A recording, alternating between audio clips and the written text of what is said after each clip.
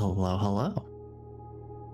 Let me pull up this chalkboard in the way that I had it last time.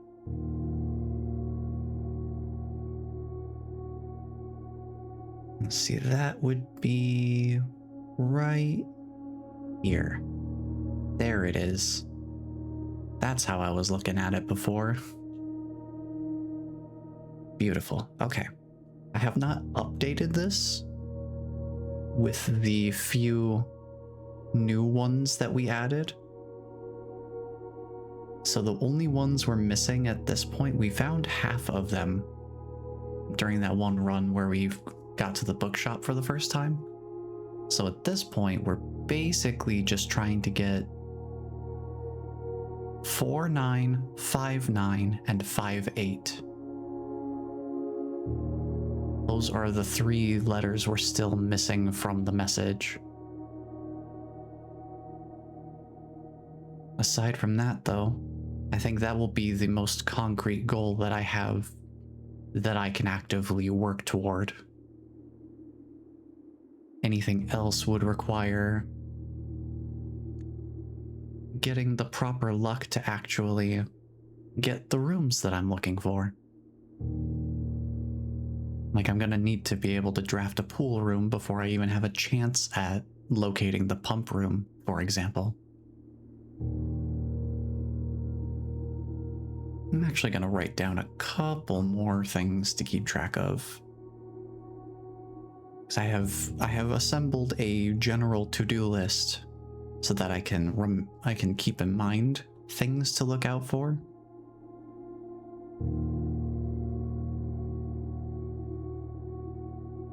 But they're not necessarily things that I can actively work toward without a little bit of luck being involved in the process. It's not like a puzzle figure. Like, I need to figure out this puzzle, I just need to think about it harder kind of thing.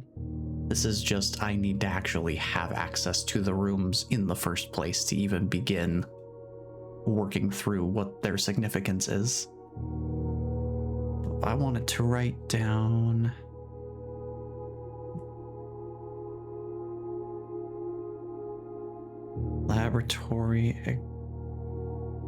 Laboratory plus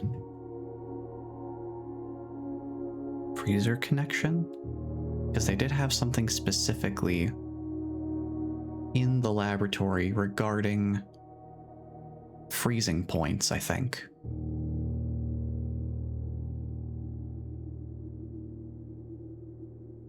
And I'll also put basement key and question mark right after it. Because I think the frozen key that we saw in the freezer icebox, I think that looked like the same sigil on the key as the basement door had when going down the foundation elevator. So I want to keep track of that. What else was there?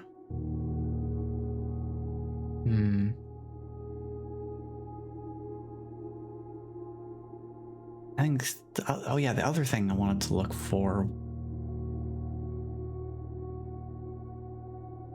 Try to reach as high a classroom grade as possible.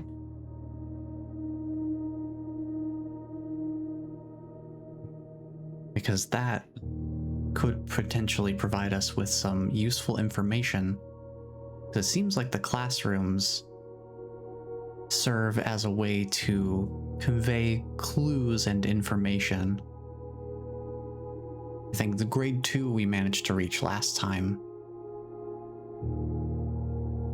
was meant to teach us the color association with mathematical operations, which we had kind of intuited from testing out the dartboard puzzle in the billiard room.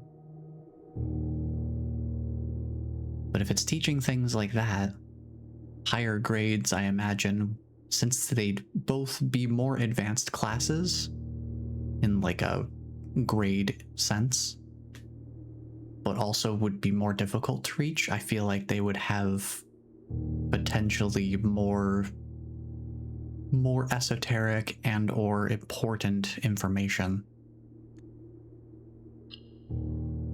With all that being said, though, let's head on into the house and just see what we can find.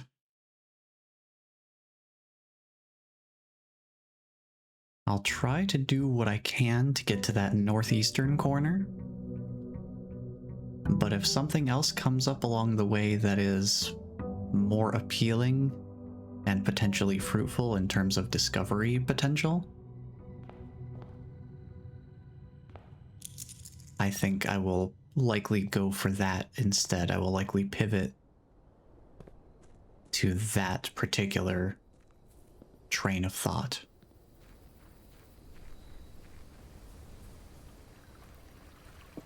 Yeah, something else I looked at after last stream, I went back to the archive and I looked at the passport screenshots I had taken. There was that Fen Ares passport that we had found in the vault. Tool shed or shelter?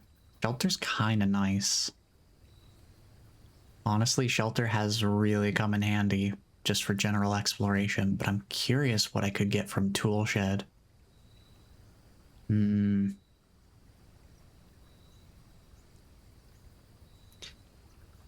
I need to remember not to underestimate the potential of tomb as well.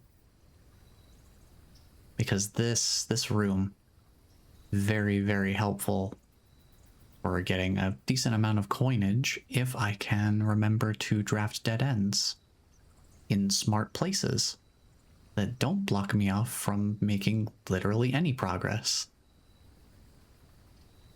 Oh, tough choice. They all have good potential. I guess for now I do want to try and get more books from the library. I think that's a pretty decent goal to aim for. Especially because we do have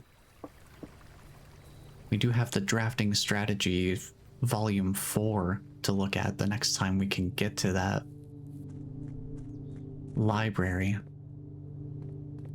That could also be a font of knowledge, considering how helpful the volume 3 was. So I need to keep in mind that I'm looking for dead-end rooms giving coins in the tomb.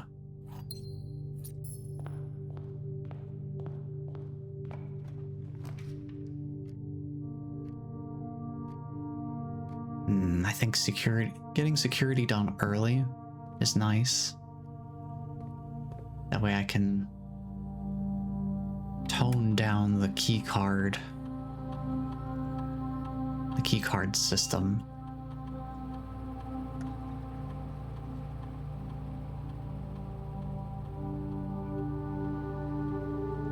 Should be pretty helpful.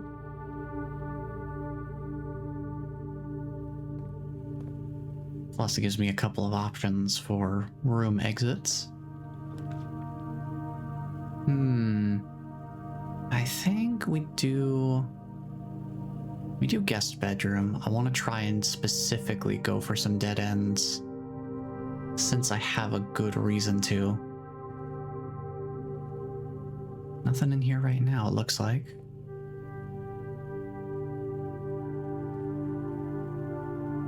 So that would be 10 of them, 10 coins right now. I want to try and keep track of that. Storeroom's a bit of a gamble.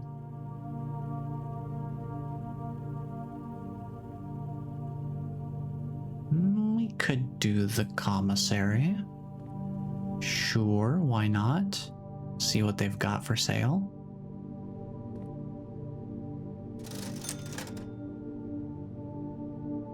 Metal detector might be nice. 10 coins to get it, though. We could backtrack, get the 10 coins from the tomb, and then come back here, get the metal detector, and that gives us a higher chance of acquiring coins. And keys. I think I will do that. I've got plenty of steps to work with, and we're really close to the beginning area. So I think we'll do that. Making a small bit of a steps investment here to try and go for some extra coins.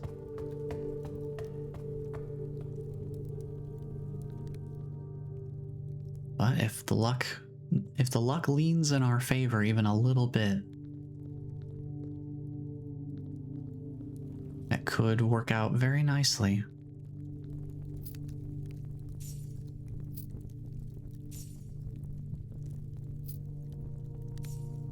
Wait, that's 15 coins. Does it count the tomb itself as a dead-end room? Huh. I mean, it is listed as a dead end. But it says each time you draft a dead end in your house. That's the outer room. I wouldn't think that's part of the house. I don't know. I certainly will not complain about a little bit of extra pocket change.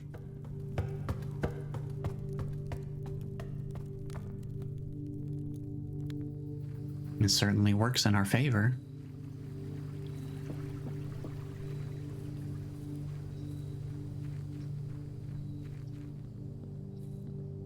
And as far as trying to afford the most expensive books, the 50 coin books that exist in the bookshop,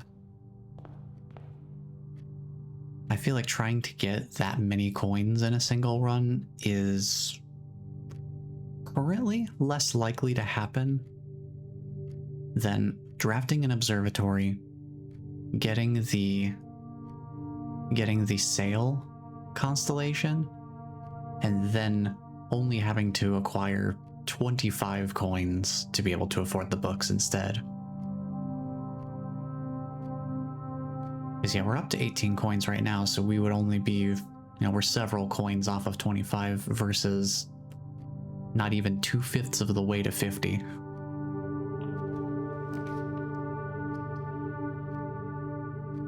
I think we draft a nook off of this one. We'll come back to that room. I do want to grab this metal detector first.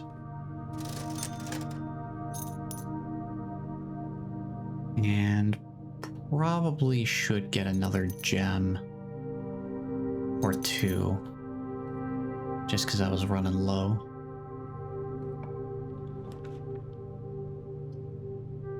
Let's draft a den, get another gem.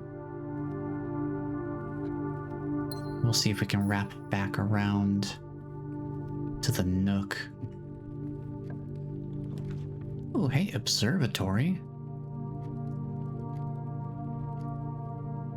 Now, I think I want to see what sort of constellations we've got.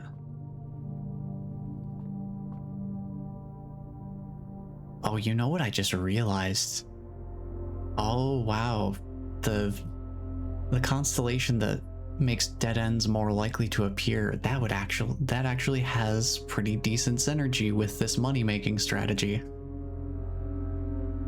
All you need is the right context, and suddenly something that seems like only a downside has potential benefits too. Alright, we'll take the diamonds there. I do not want the 4-way rooms, because that usually ends up being pretty expensive to maintain. Either I end up with stuff like the passageway where it costs a bunch of gems to draft them, or I end up with things like the weight room, which will absolutely destroy my step count.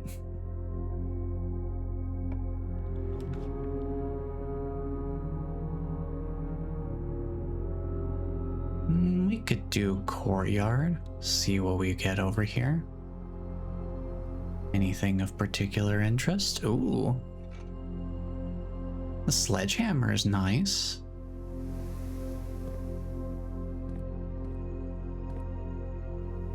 Let's keep on heading to the east.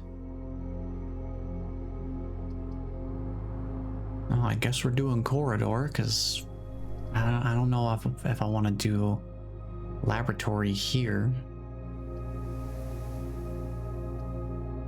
And I do want to try and connect to that eastern sector, if I can.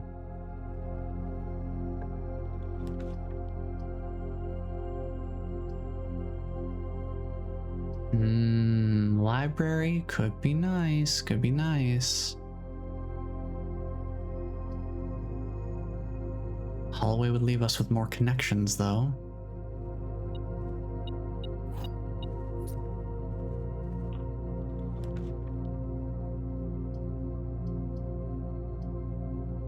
Well, I think the Nook is about to get cut off there. Do I want to keep going north, or do I want to get some supplies here? I think nursery, actually. Let's do nursery. Grab that gem off of there. Doing pretty good on gems this time around.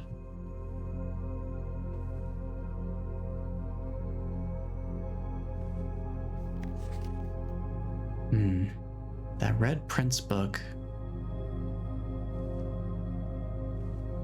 had to get edited for them to publish it.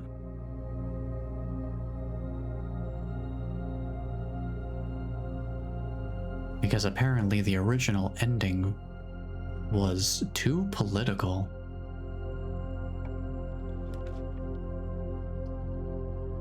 Ooh, workshop. Actually, we do have some items now. I do want to mess around with the workshop if we can. And would you look at that, a magnifying glass too?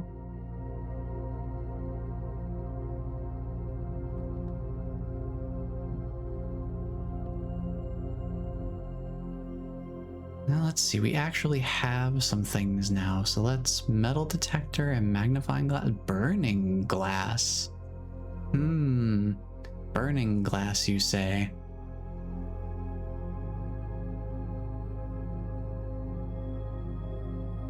Okay, that seems like the only thing we can make with what we have. I do want to try out... I want to try out some of these things.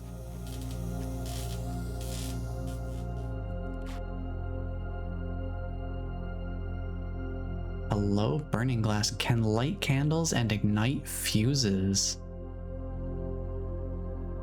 Well, hello there. Can light special candles. Okay. Well, now that's got me curious, because we do have the tomb, and there are some unlit candles in that room. I don't know if it would count torch sconces as special candles. Let me see what we draft off of here real quick. Oh, there's that pool room. There's the pool room.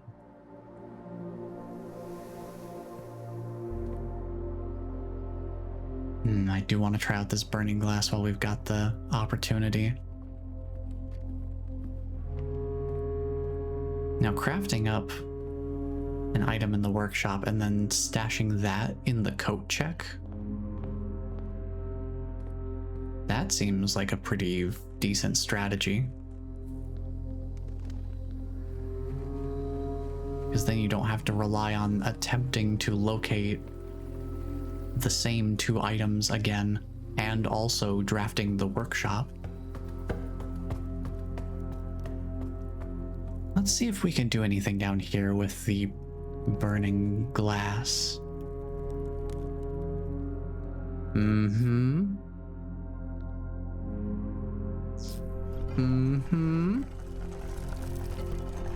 Very cool, very cool. Ooh, wow, hello. 2 pairs of ivory dice and an upgrade disc. And we have that security room. right at the front of the house, so we can absolutely cash that in straight away. Very cool.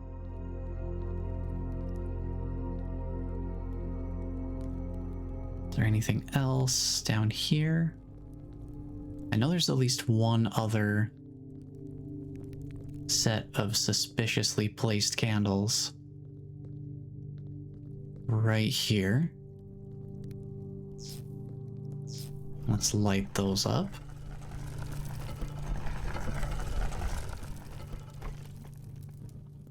What is this? Oh, this is Lady Epson's burial place.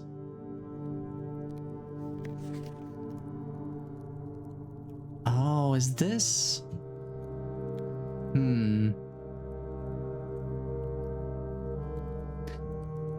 I wonder if this uses some sort of cipher. I am going to take a screenshot of this 100%. Absolutely, yes, please. I'm taking a picture of that because that will be important for later, I'm sure.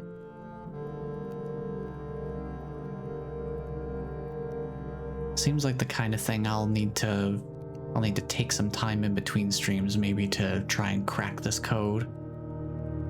We do have another puzzle box as well. Check that in a moment.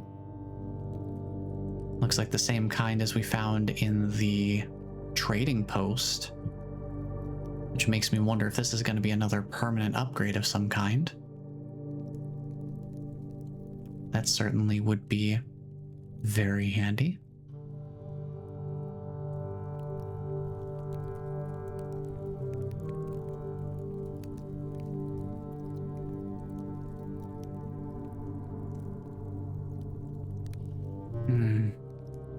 Yeah, well, I guess we know where Lady Epson ended up at the end of it all. I wonder why they were sectioned away like this, though. That's interesting. And given the single rows, I assume only Herbert Sinclair was ever in here. This was a relatively secretive location. Interesting stuff.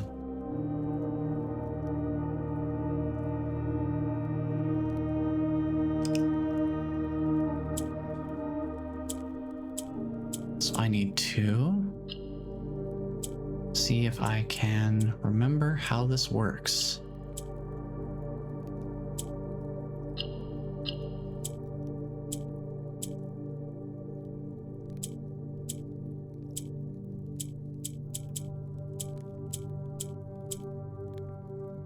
Okay, so that can only move up and these can only move down unless I rotate them around this. Okay. Let me reset.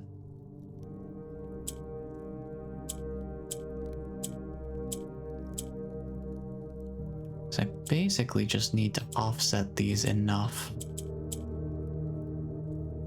Let me fill in this gap here and then that one. There we go. Not too shabby. And a permanent allowance raising by 2. Yeah, that's the same kind. That's actually, I think that's the exact same as the other one. Because we got a +1 allowance from a laboratory experiment, I think. I think one of the possible effects was raising allowance by 1.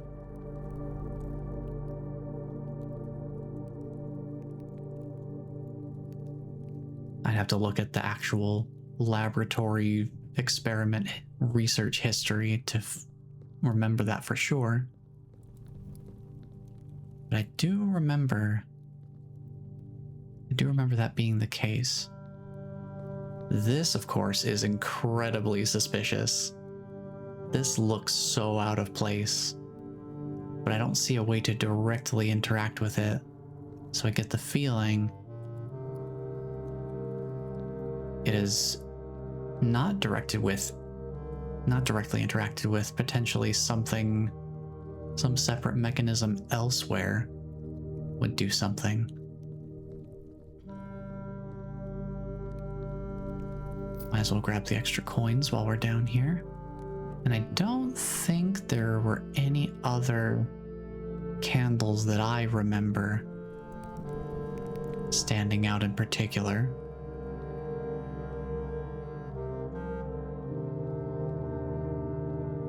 So I think that should cover it.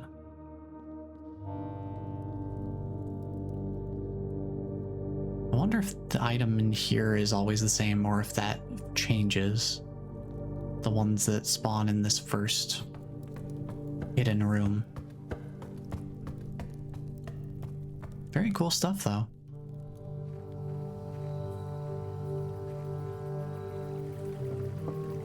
I'm trying to think if there were any other... I don't remember if there were any other special candles, quote unquote.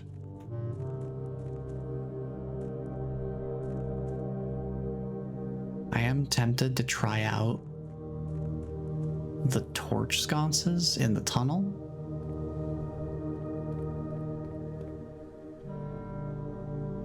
I'm curious to see if these can be lit up by the burning glass at all.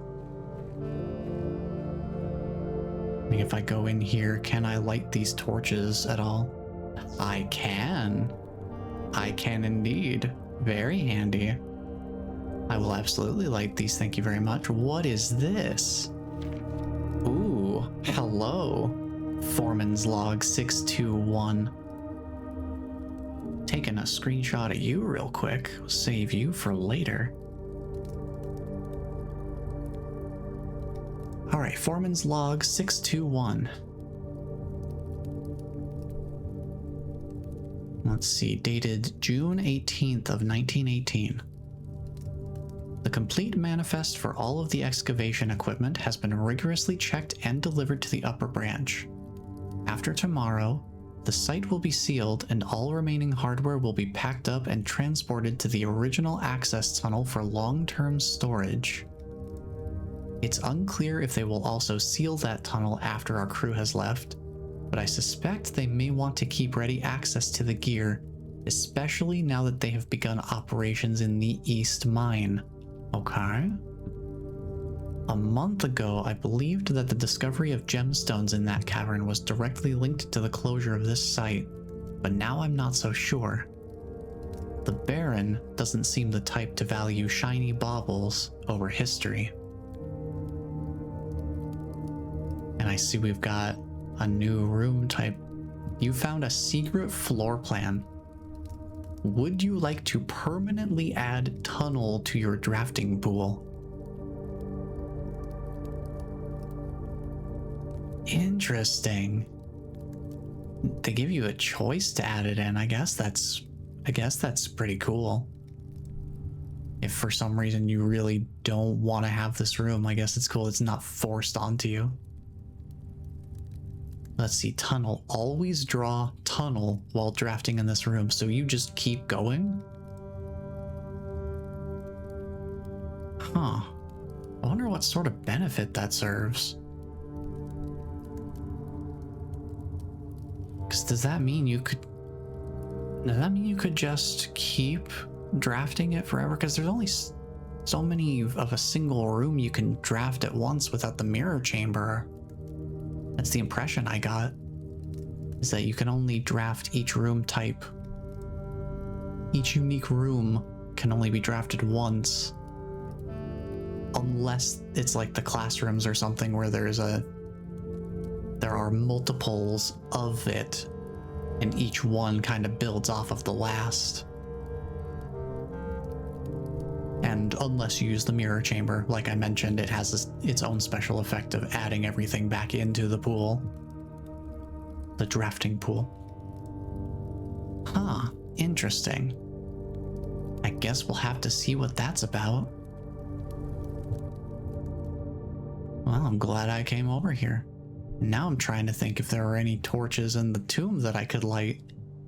Because gosh, we only went in there the one time and I do not remember if there was anything like that down there.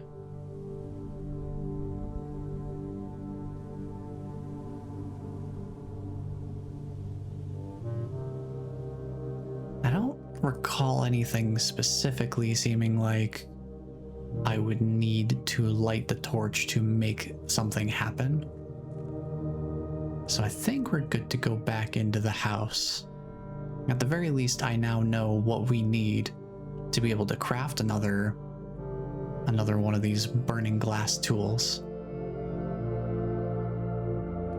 So before I go cash in the upgrade disc, let's finish off this little piece of the early part of the house that's kind of sectioned off from the rest. I guess we're doing the walk-in closet.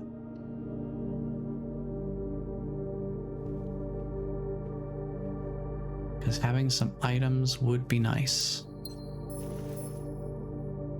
10 extra steps, and the coin purse is a nice thing to have. I sadly do not have my metal detector anymore, so we're not going to have a greater chance of finding coins or keys. But honestly, we've gotten pretty decent benefit. We've got a pretty decent spread of goods regardless. I don't think I even need to buy any more gems right now. We've got 7 of them to work with.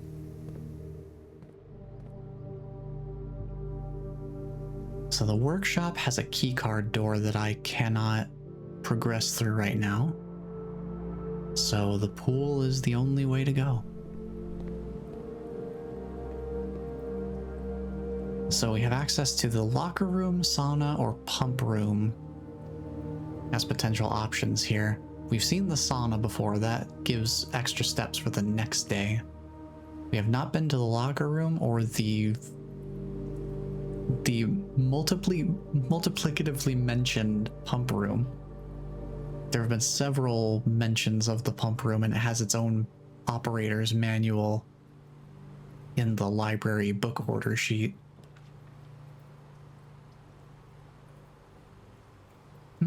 I think it would be good to go to the locksmith at some point. I do want to actually check that room out at some time. Because if only for the reason that it's a room we haven't been to before. And you never know what you might find. Because the commissary is a shop room, but it does have information in it as well. Okay. Parlor game. The gems are in this box. The gems are in a box next to this box. And the gems are in the blue box. Okay. So if we assume the gems are in the blue box is a lie, that would mean the gems are in this box is also a lie, which would mean the gems are in a box next to this box is true, which would make it the black box. Keep that in mind. Assuming the gems are in the blue box would be true, that would mean that the blue box's statement would also be true, but the white box can't be a lie in that case, because the gems would be in a box next to the white box, so it would contradict itself.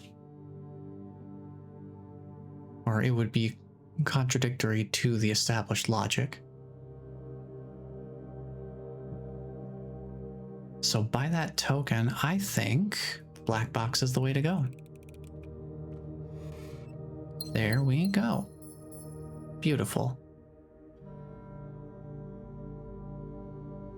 Now do I keep going through to foundation? I want to keep working off of the pool here.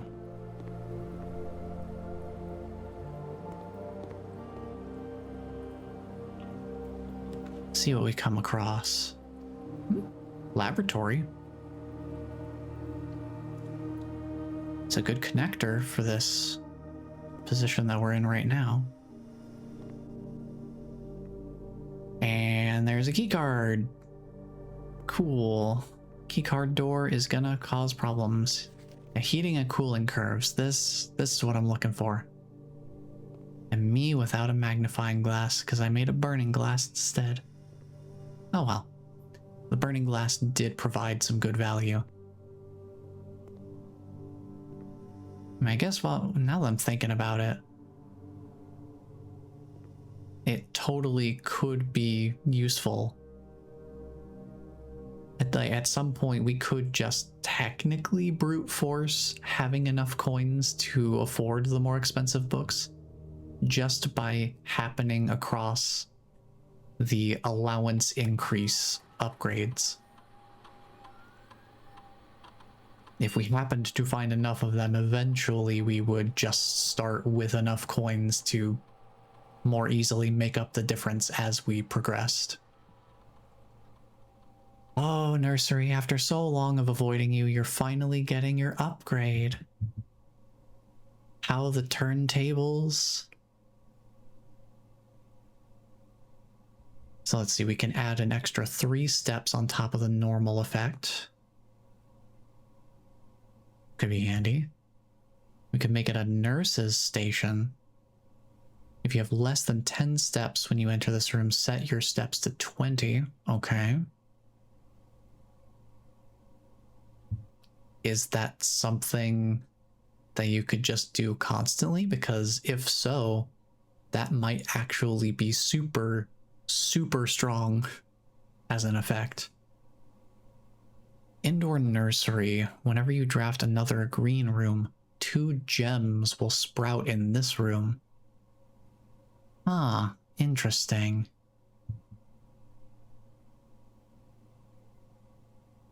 As much as just keeping nursery as it is and upgrading its effect has kind of been just getting the vanilla plus version of the room has kind of been my MO.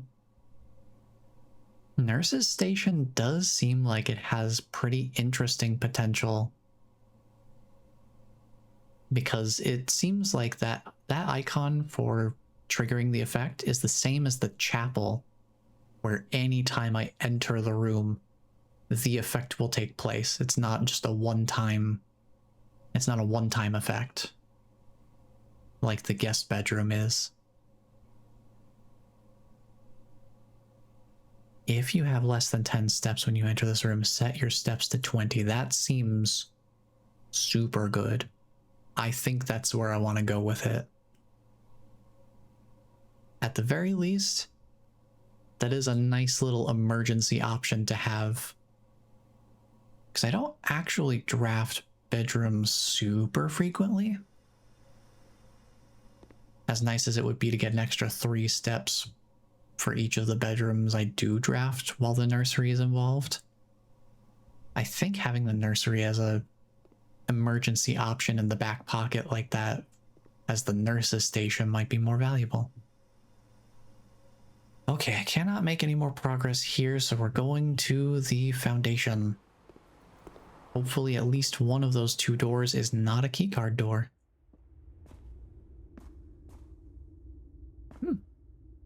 Perfect. Oh, there it is. Oh, in the music room too? Oh, that's gonna have music sheets in it, but the pump room is finally here. I think the music room is just it's a rare drafting chance. The pump room requires the pool, at least right now, and I need to see this room. I have to see this room. This pump room is so unbelievably important. I think we're gonna need the boiler room to power it. So we'll see if we can figure that out, but I need to take notes of this room. So let me grab my notes real quick. What room number is this one? The pump room is... Where are you at? There you are. Number 33, it looks like.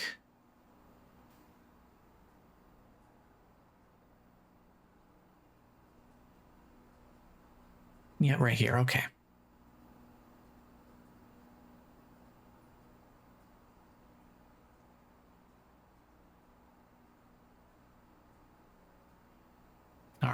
Pump room.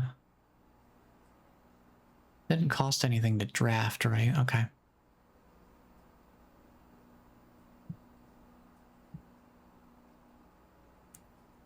I'm just gonna say requires the pool to be drafted first. And then we'll see powered by boiler room. I know those two things to be true. So let's take a look at the description for this room. This facility, dedicated to the filtration and flow of water throughout the estate, houses 5 water pumps and 3 oversized tanks. The pump room can be utilized for a number of maintenance tasks, from draining the pool to activating the sprinkler system. Interesting. That might be useful for green rooms, potentially. I don't know. Might be something with that. Oh, we have found floor plans too. Going under all obstacles, the tunnel pierces through walls and rooms alike. This crudely excavated passage looks to be the work of someone determined to get where they are going, regardless of whether the house's floor plan is accommodating or not. Huh. Fascinating. I wonder how well that works. Oh, right. You always draw a tunnel while drafting in this room. It gives you the option of tunnel, but you still have your other 2 choices to work with. That makes more sense. I don't know why that didn't occur to me. My brain went, always draw tunnel means only draw tunnel. But that's not what it says. It just always has the option of tunnel, which... This seems super strong. That is incredibly strong. Good golly, that is very, very powerful. And it's a standard rarity too, so it's not even particularly rare or anything.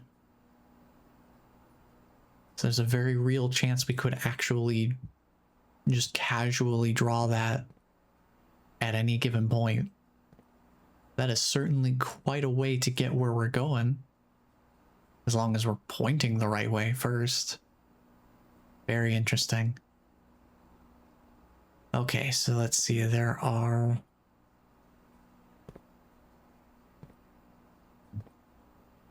there's 3 pumps and 3 tanks, it looks like.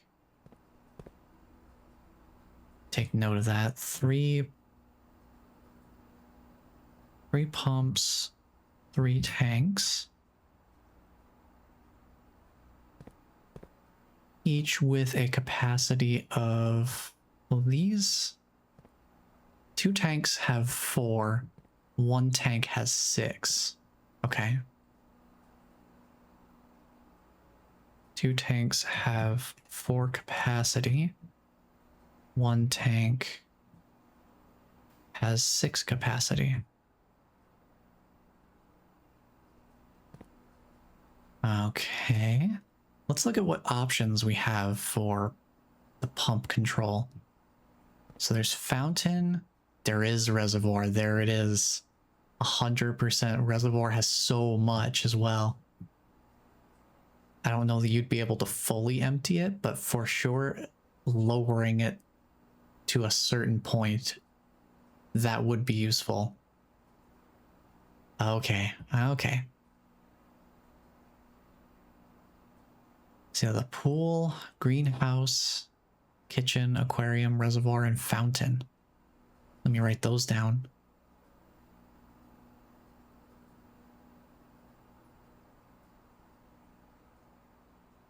Let's see, 6 options for water control points.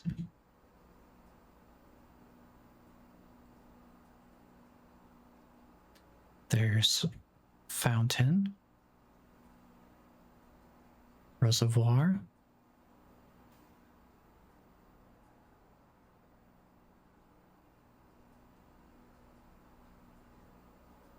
Just make sure I remind myself that is connected to the tomb right now.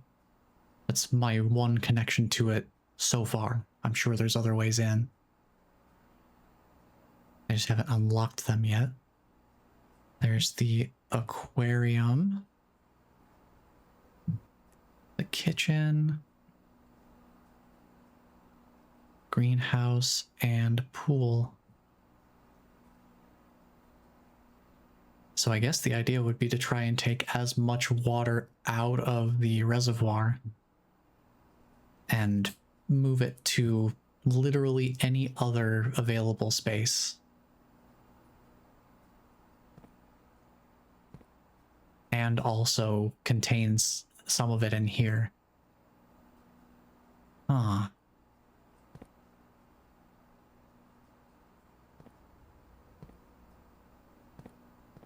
The big tank's pipe only connects to this pump right here.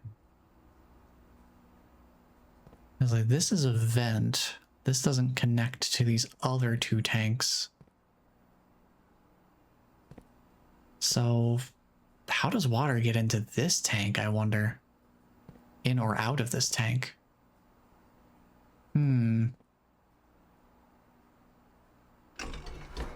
Interesting stuff. Oh, I see another pump over here, actually. Something back here. That goes to this tank. Interesting. There are actually 4 pumps then. Let me amend my notes.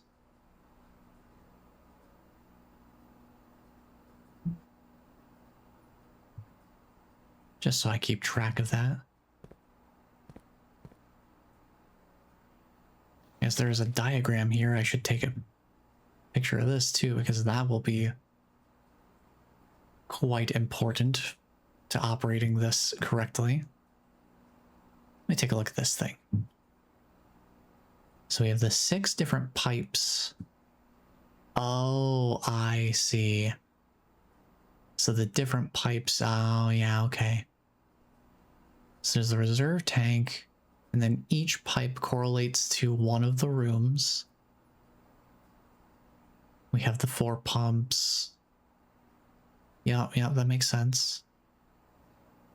And there's a tank switch here for pump 2.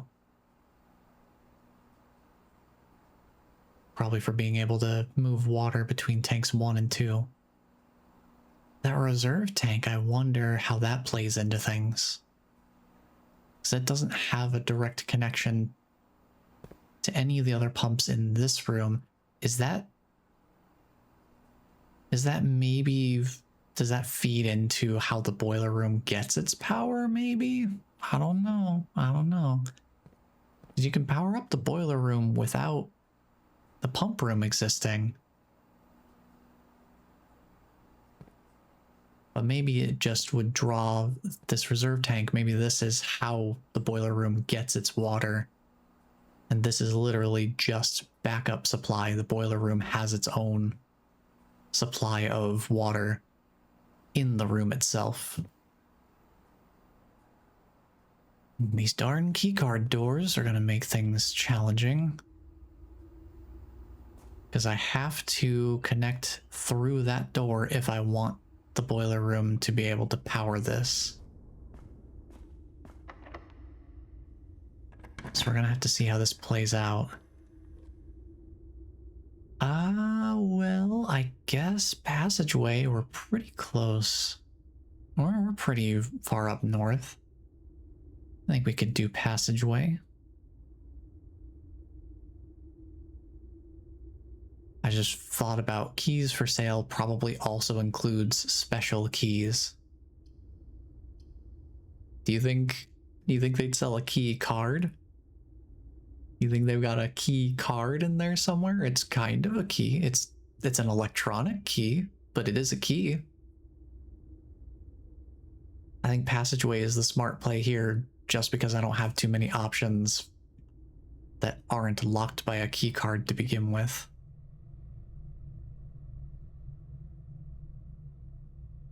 Let's see if we get any sort of luck here. There is no boiler room here. I'm gonna reroll. There is no boiler room here. But there is the dark room, and the dark room does have... this does have connectivity, right? I could put the boiler room somewhere else. I don't know if the billiard room has vents. I know the dark room does, though. Of course, it's gonna be dark. But that... oh, wait a minute. Because the power in this room goes out, the keycard door is open now. Oh, wow. That's cool. That's really cool. I actually kind of love that. I don't want to be spending gems on something I don't know what's there. I don't think the boiler room... let me check. The boiler room, it does cost 1 gem to draft, so we know that none of these are the boiler room. We can at least intuit that much. Huh. I guess we'll just see what happens with this room. Whatever it ends up being. It's a storeroom. Which means 1 coin, 1 key, and 1 gem for us. Not too shabby. I definitely needed that key.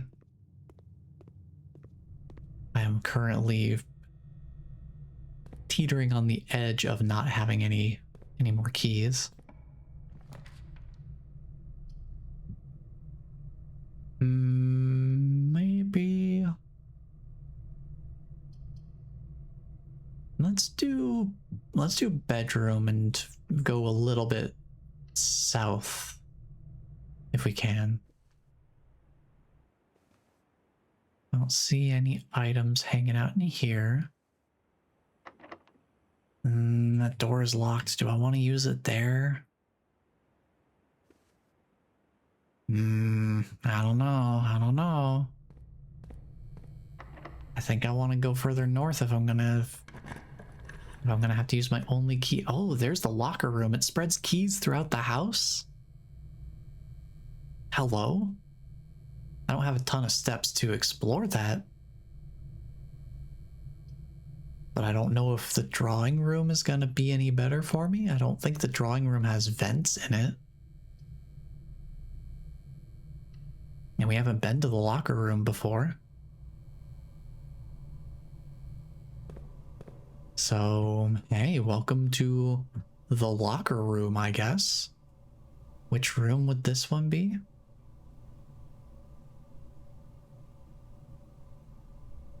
Number 16, interesting. So we go all the way back up here.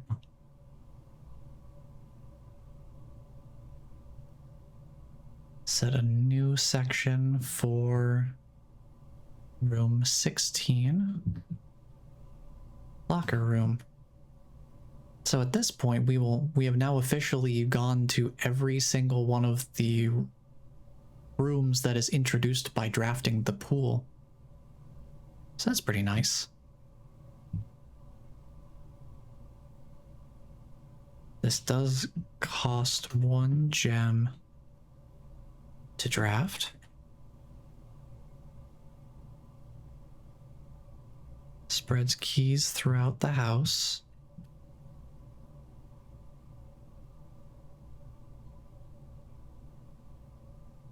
Alright, let's take a look at this description. This poolside locker room is, of course, not always poolside, but it is much more convenient for guests when it is, and much less annoying for the servant who must follow the dripping swimmer across the house searching for their locker. That is fair.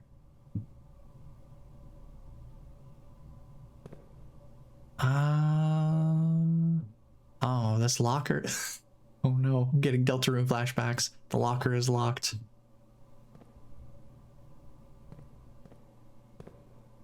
The locker is locked. The lock's locker is locked.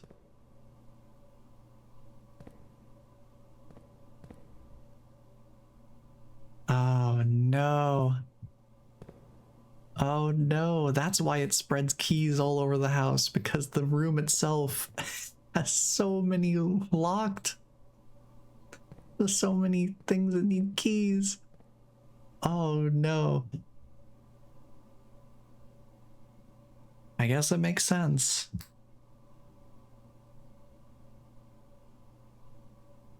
It gives you a reason to look for those keys that got spread around, huh?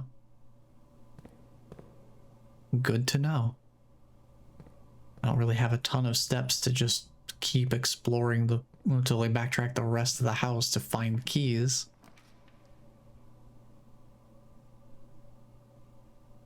Ah, ballroom is gonna block us off. I do want to see the southern antechamber access though. Because the theory is that we have to align the greenhouse correctly and have a broken lever with us, and somehow repair the lever that's in the greenhouse to open the antechamber. Oh, but it sets my gems to 2 when I walk in there. That's no good. I think it's finally time to check out the locksmith, because boy, do we have a reason for we have a reason for all those keys right now. Welcome to the locksmith. Let me make a new section for this. We're getting a bunch of new rooms this time around, which is always good. Let's find, where are my shops? It's right after the kitchen. So we have the locksmith.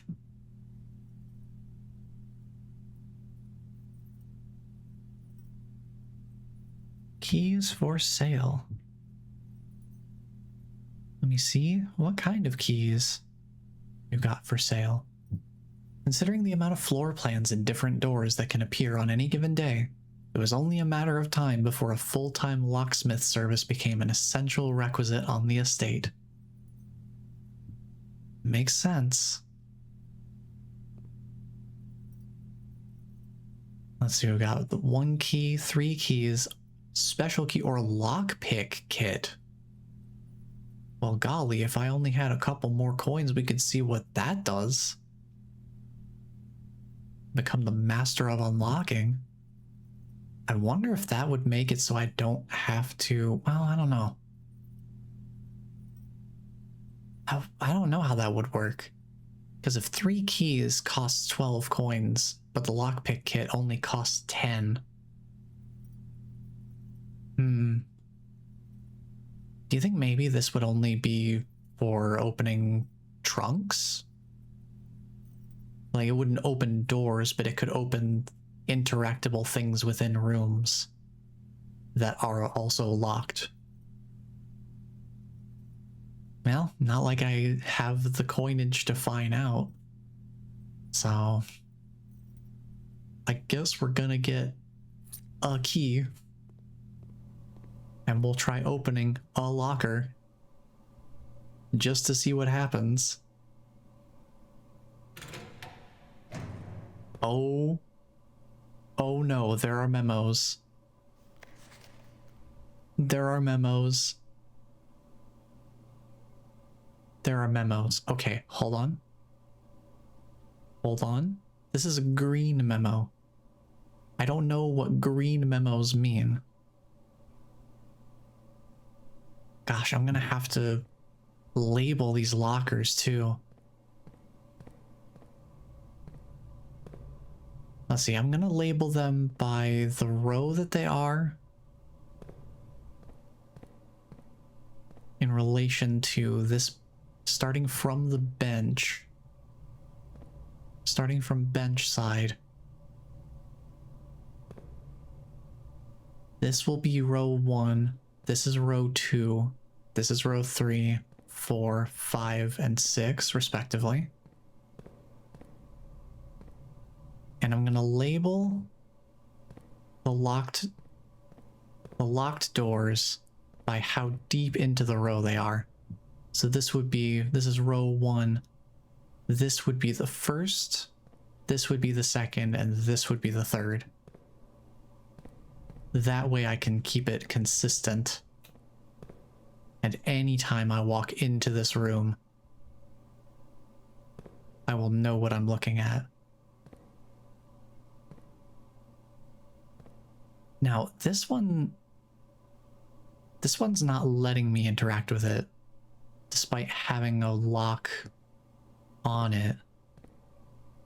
And I don't understand if that's maybe a special locker. But it doesn't give me any option to interact with it at all. I wonder if that's intended. Or if that is a potential glitch of some kind. Because I have no idea. But since we're going to have memos in these lockers, I want to make sure I know which lockers I've already opened so I can keep track of that. Assuming that the memos stay in the same lockers and that the same lockers are the ones that are locked each time I come through.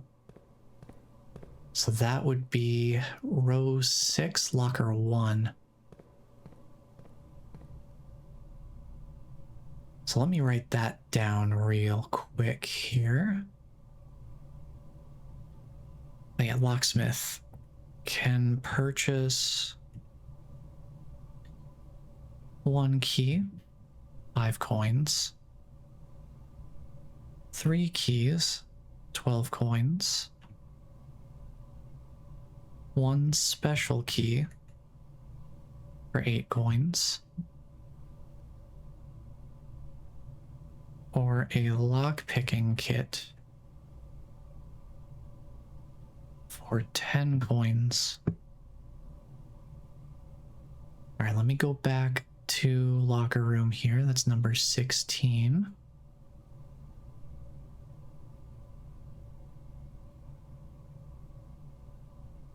So I'll label this one locker 6-1. Contains a green, and it was typewritten memo. Let's see what it says here.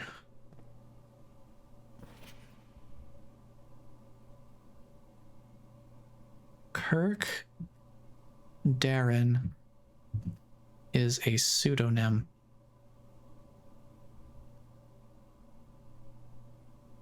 And I'm just going to say uncertain whether true or false as of now. I'll just keep that in mind.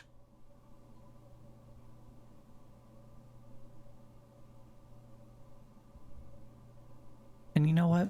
Because I've learned my lesson, I'm taking a screenshot of this, and I'm gonna make a locker room folder later, and I'm gonna categorize it in there. I've learned my lesson. I'm taking the screenshots even more studiously than I did before.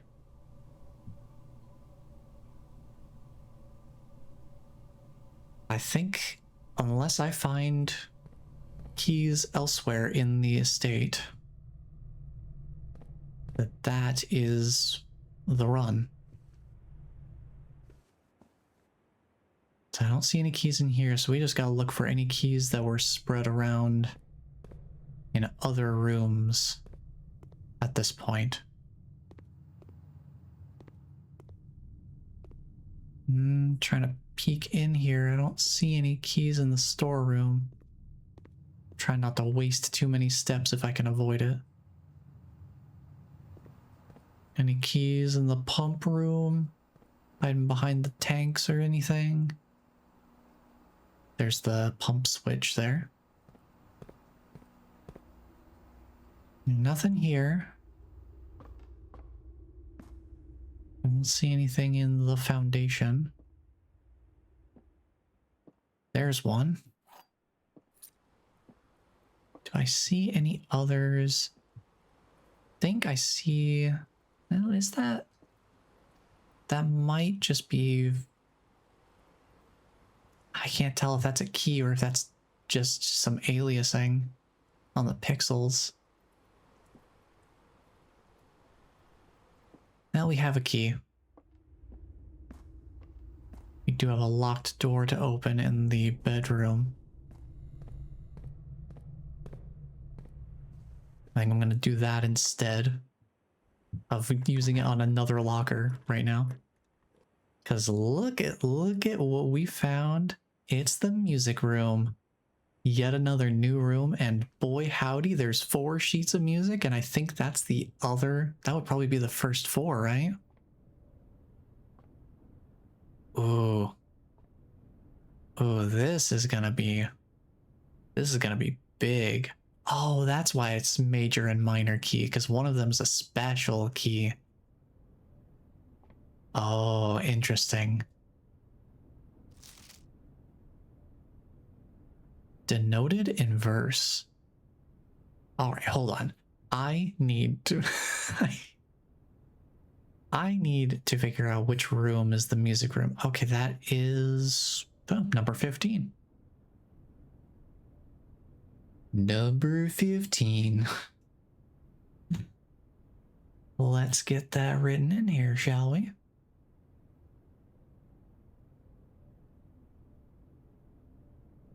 Music room.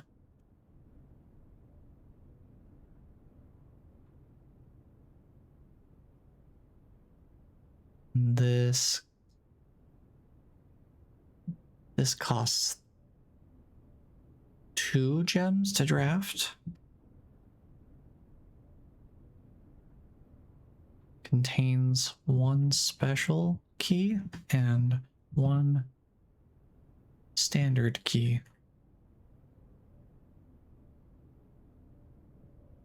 I do appreciate the way they changed up the naming to fit the theming of the music room, though. That's pretty fun. Alright, let's read the description for this room before I start taking notes on its contents. A small recital hall providing an ideal setup for musical performers and accompanists. It is not uncommon for at least a few recitals and performances to be held in this intimate setting each year. Yeah, I mean, it's a nice little room. Pretty cozy. Interesting texture on the chairs. I came in here and the first thing it reminded me of was like spider webs. Got that kind of Halloween spider web kind of look to it.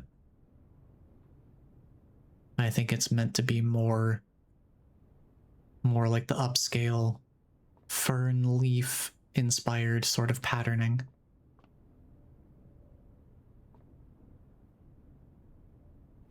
So let's see, we have a sheet of paper. Let me write this down.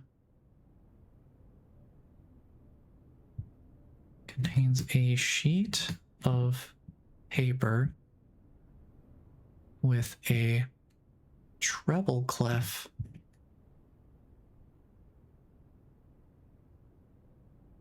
drawn onto it with the words denoted in verse written underneath. I'm pretty sure, if I had to guess, that that's referring to the fact that the sheet music has a message contained within it, denoted in verse. Because we've already established that the music sheets have a bolded word in each of their sets of lyrics, and those are spelling out a message for us, word by word.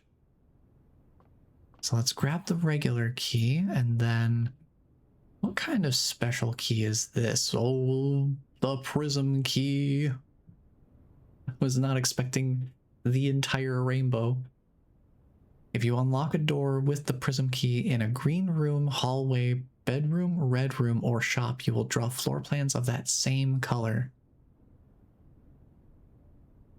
Good to know.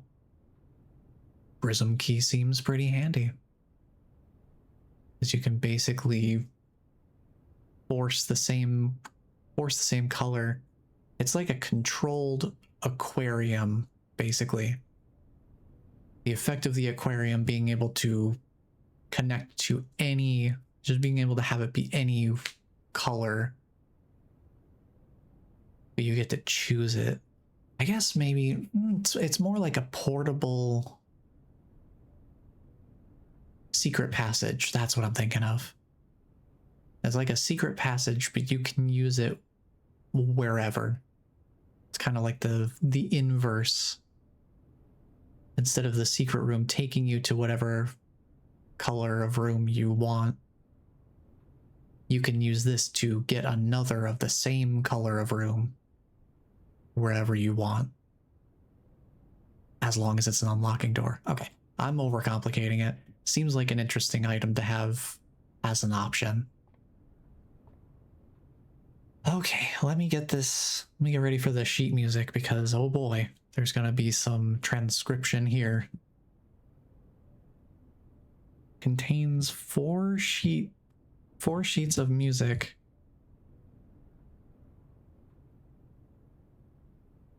Let's see. One has these lyrics. Let's do this, and then I'll also take screenshots of these. I don't think I have screenshots of... I don't remember if I have screenshots of the first couple that we found. I think I took screenshots of the ones in the ballroom, but I don't remember for sure. Let's see, I take a screenshot of this one, and then let's write these lyrics down. Okay. First one. Find here within these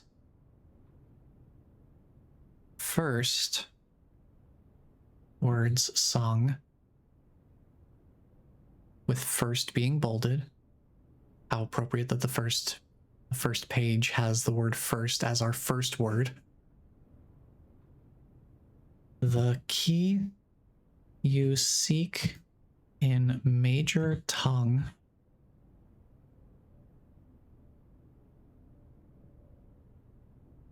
but half the sheets are missing from the four you hold, the rest far flung.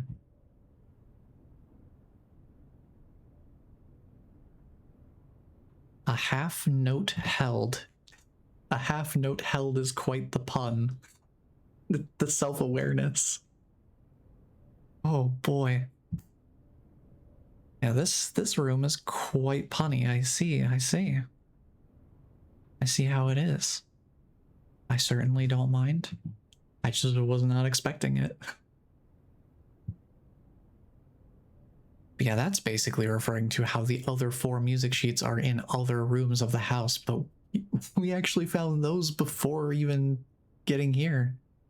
So this is just handing the rest of them to us on a silver platter.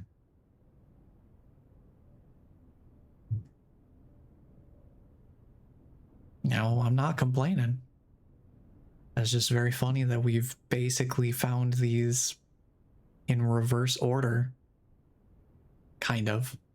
We found the second half before we even encountered the first half. And I was just thinking about that in the last session too. And it's like, oh, we have the entire second half. So I guess now we just have to figure out where the first half is. One session later, oh, here it is. The first half. All right, second sheet. Among this scattered symphony, A message hidden beneath the keys.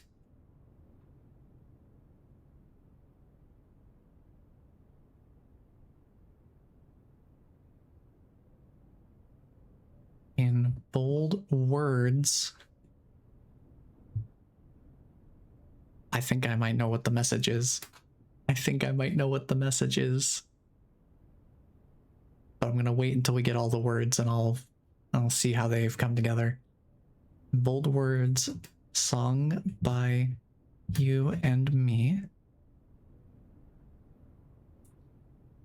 A fractured note. An urgent plea. In bold words sung, I do repeat. But they really want to make sure that people understand what this puzzle is. They're laying it on a little thick here. I guess the main puzzle of this is just figuring out which rooms even have the sheet music in them, just happening to find them. All right, time for the third one. The ones of you who oft assume that you alone can solve this tune are likely going to get your due. That's encouraging. And all the rage that will ensue while working on this simple clue. That's... Is this sheet music trying to rage bait me right now? Is that what's going on here? They are seriously just saying, hey, we're making this real easy for you. But if you try to solve this on your own, you think, oh, no, it's fine. I can solve this on my own, no problem. But people are going to get frustrated. Oh, that's so funny. Why is the music room like this? It's got puns and it's got sass. It's got everything. All right, sheet 4, white pages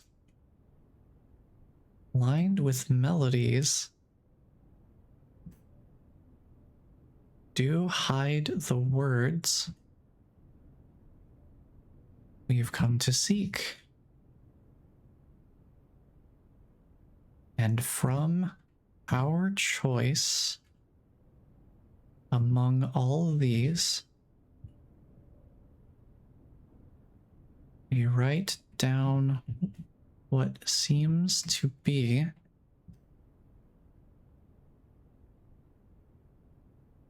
the loudest type with ink that bleeds, referring again to the bolded words, because it's the loudest type. Oh boy, they oh, they were laying it on real thick with this set of sheet music. Holy cow. Okay.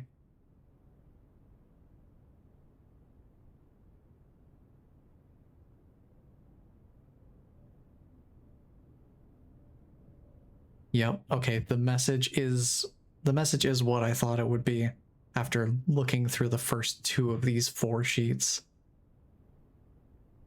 So the message all together. Let me just get these all written in sequence here so I can...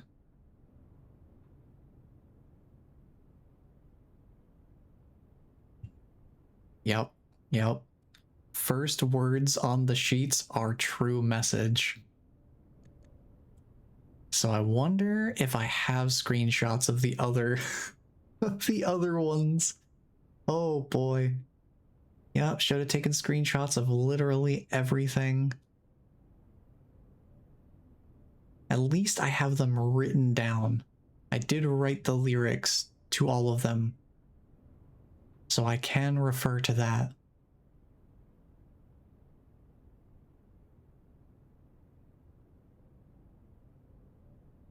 So let me make a separate thing here. I have the music sheet bolded words, so let me do music sheet first words, and then write those out. And that will create a different message that is the true message, the one we should actually be paying attention to, I suppose. So let's see, I need to search for, I know these first four because they're right here. So the first words here are find among the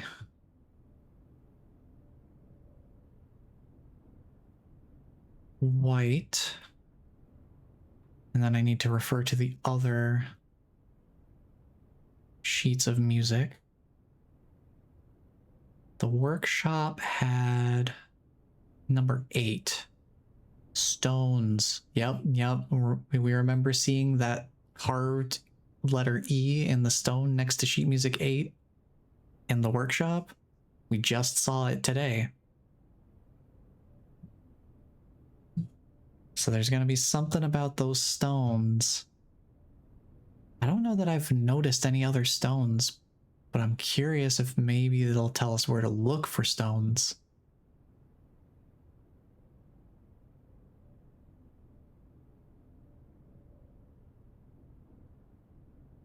Also, sheet music 8 saying among the bold words spoken soft.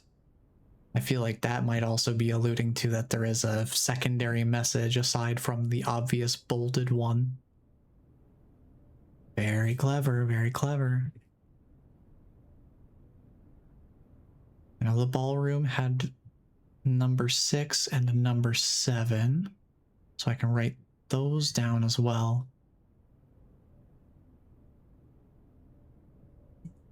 For 6, it was under.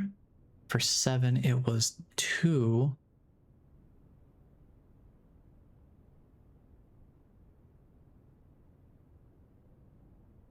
So let me see if I can find sheet music 5. No? Let me search the number 5. And we'll eventually come across it. One of these number 5s is the right 5.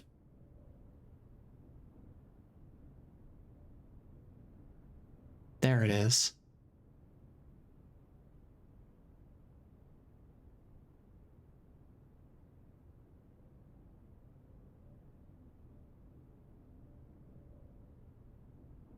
Ah, okay. Find among the white trees under 2 stones. Interesting. Very interesting. Find among the white trees under 2 stones. I'm gonna have to keep that in mind.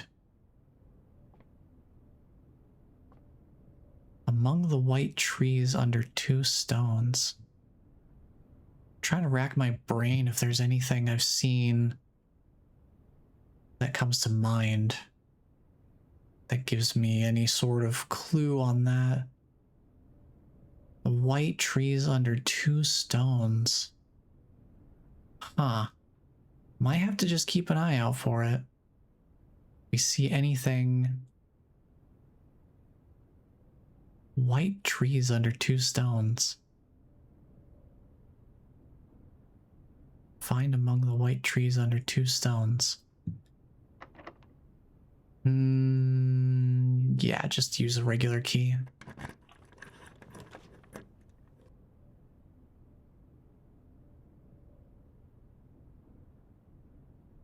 Conference room or drawing room? Excellent question.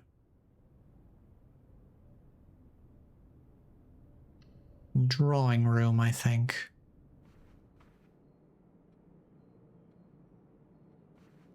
And then try to go south. See what's in here. Billiard room could give me keys. Could give me a key card. Yeah, the billiard room does not have a vent connection. Ooh. Check out that coinage. Hello. Oh, check out that coinage. Nice. Good stuff. I could afford the lockpicking kit now. We can see what that does. But first, math. 2 and 3 is 5, 7, 12. 12 minus 2, 10. Minus 7, 3. Oh boy, that's fun. 12 minus 5, 7. Minus 1, 6. Times 2, 12. 20 times 2 is 40. 40 divided by 2 is 20. Divided by 4 is 5. Divided by 5 is 1. Nice. Oh, hello. Key to the secret garden. Well, now we've got a bunch of special keys, and I still don't know how to access the special garden. Because I don't think I've seen a door that would go to yet.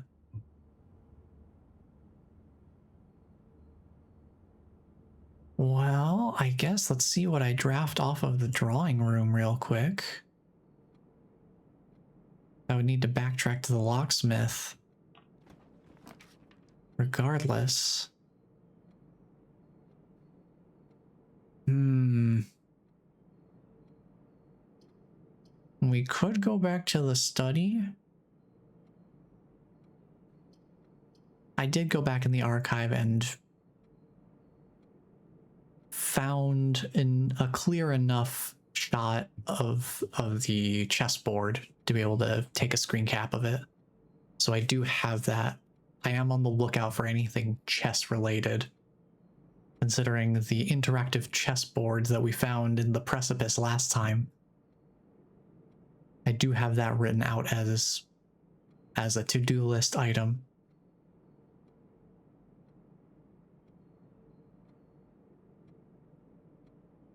Oh, the kitchen might be useful though. I feel like getting more steps would be a worthy use of some of my coins. I keep 10 of them for the lockpicking kit, and we see what we are capable of doing with that. But I do want to bolster my number of steps. I do think that would be a good investment at this point. So to keep the coins we need,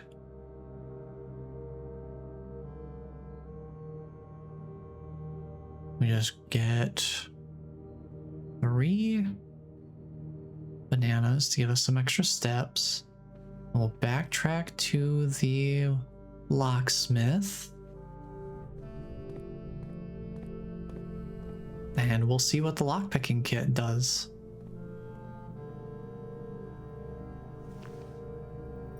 We'll occasionally be able to open some locked doors.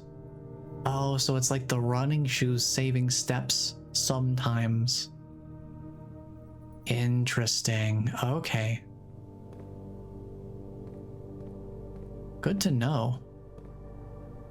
I'm assuming that these won't count. I wonder why I can't interact with that one. I might as well check them just in case. Just in case anything is able to happen with them.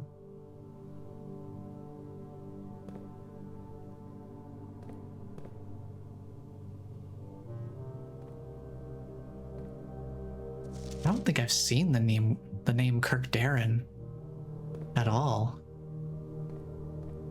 Huh. Well, I think unless I can find another key. No, actually, I think I've gone just about everywhere. The only thing I could do is if I find a key card. I don't know if it would spread a key card as a possible key option.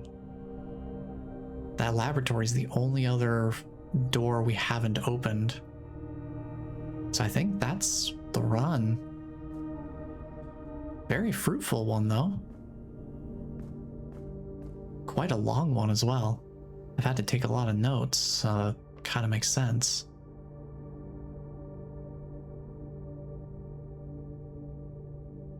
Hey, at least we have some more information to work with. And having the tunnel as an option is definitely very, very cool. Yeah, that reminds me, I never set up an experiment in the laboratory. Oops. I installed the upgrade disk and completely forgot to actually interact with the laboratory itself.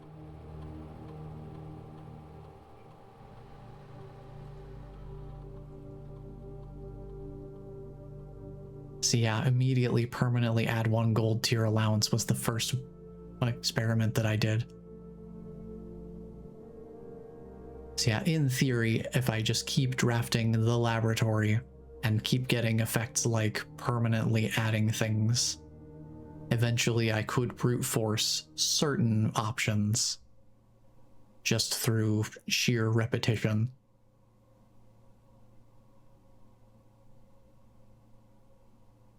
Well, I don't know if any of these would have helped, honestly. For each bedroom you draft after your second, I don't think I even... Yeah, I never satisfied any of these conditions in a way that would be beneficial. I don't think, anyway. So, I guess I can take some small amount of comfort in that it likely would not have mattered very much even if I had set up the experiment. No worries. We have gotten to see plenty of new rooms this time around. I guess I could attempt to backtrack outside and see if there is any way that I could do something else outside on the estate grounds.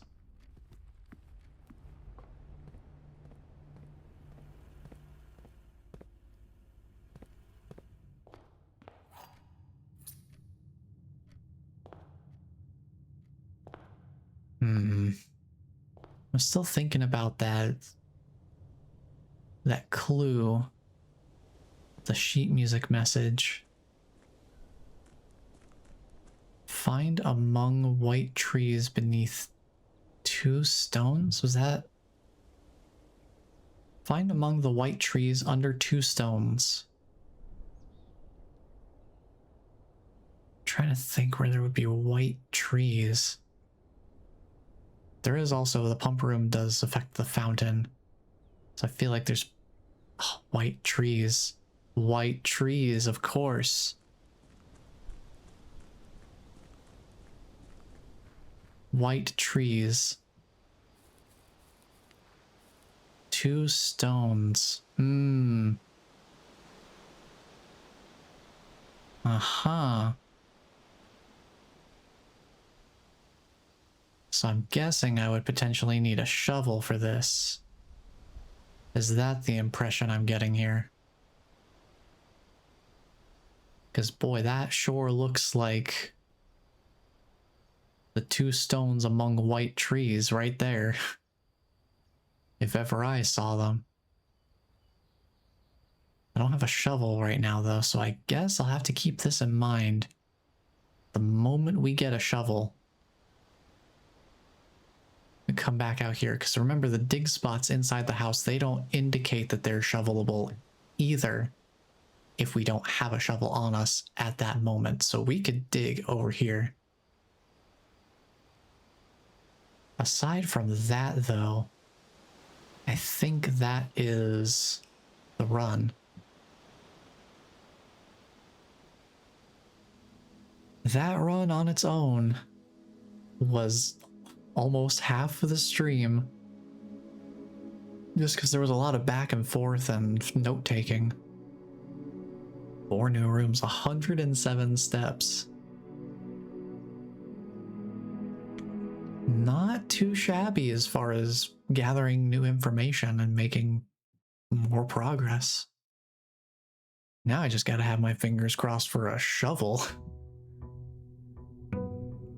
Because boy oh boy, I know where to use that shovel now.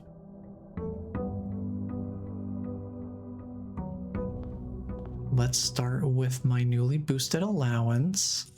5 coins at the start of every single day. Pretty neat. Let's head to the outer room and see what we get. If we have the option for the tool shed, I'll probably go for that because as a special item, there would be a chance of finding a shovel.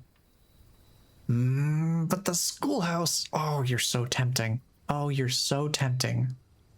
I do want to try and get classrooms, but I'm gonna gamble on the tool shed. What do we get? Metal detector's not bad. And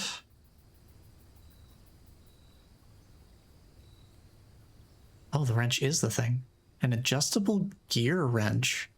Each time you draft a mechanical floor plan, you may permanently adjust its rarity? What? Huh. Give me a moment. I kind of want to consider which ones I'd want to be more or less common. Because the breaker box is useful. But we've solved the VAC indicator puzzle. I feel like the boiler and the pump room would be 2 great ones to have be more common. But that makes the security room, like, the thing I have to consider is that if I make too many rooms too common, they're gonna compete. They're gonna be in more direct competition with each other. So I'll be less likely to find the security room, which is a standard rarity, if I made something like the boiler room also standard rarity. Or if I made the pump room standard rarity. I feel like making the pump room a lower rarity is fine, because I have to draft the pool to be able to even have it in the draft pool to begin with. So it's not competing until I draft the pool room to begin with. Workshop? Oh man, I don't know. Gosh, there's good uses for all of them, really. That's a tough call to make. Because those are the mechanical rooms that I've seen so far. Which ones I would want to have be more common? I think the pump room for sure.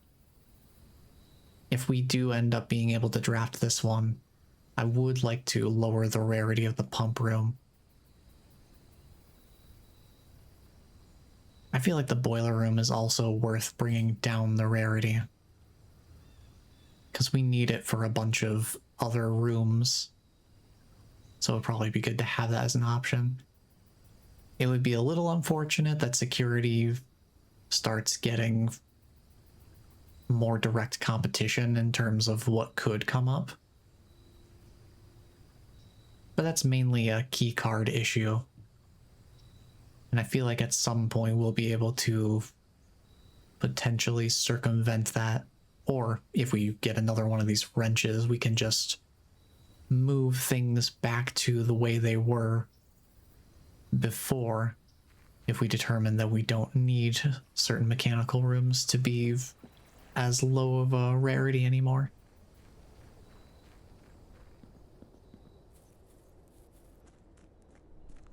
Worth consideration.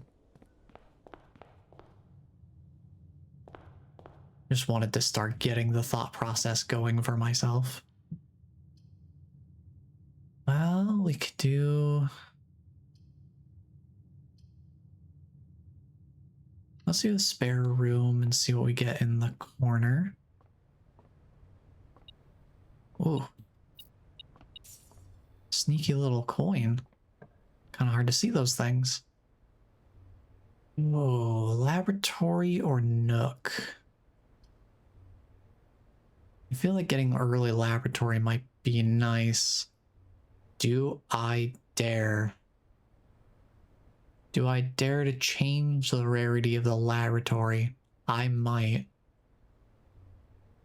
I might make it a common. Because the experiments can be super handy to have. Especially early. If you can get them early, you have more chances to potentially trigger the effects. I think for now we're gonna do that. We'll make it a common. So that should be common now, yep.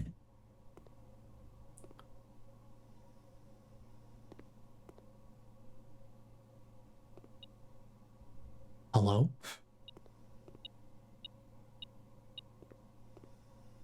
Oh, here. Dang. Okay, let's see what we can do for an experiment since we're here. Each time you eat an apple, each time you find some trash while digging, or when you draft a red room. Oh, there's gold. Add gold to the allowance. Gain 1 key for every 2 hallways in your house. You know what I'm thinking of, actually? The mailroom probably has one of the crimson letters in it. And having the letters delivered to it. If I had to guess, since we haven't been to the mailroom, this is totally random guess. I would guess that each time a letter is delivered, there's a chance that the letter will be a crimson letter. And given how they usually have one crimson letter associated with one specific room, it probably would be the same one. Like, it wouldn't be pulling from all the crimson letters that exist in the game. That would be my guess. There are probably some other more benign letters in that pool of mail as well. But which one of these triggering effects would I want to use? That's the real question. Because I don't even have a shovel, so relying on digging doesn't seem particularly wise. Drafting a red room and losing steps. It's not great, but I also don't encounter much in terms of apples. I feel like red room is most likely to occur. And I think adding gold to the allowance would be nice. Just permanent positive effects. Seems like a bit of a no-brainer. Not like we're particularly attached to much in particular. I think the main thing is just having the gear wrench is kind of novel. Aside from that, though, we don't really have a specific agenda that we're deeply ingrained in this early into the drafting process. So I don't think it should be a problem. Well, there's the pantry. That usually has an apple in it.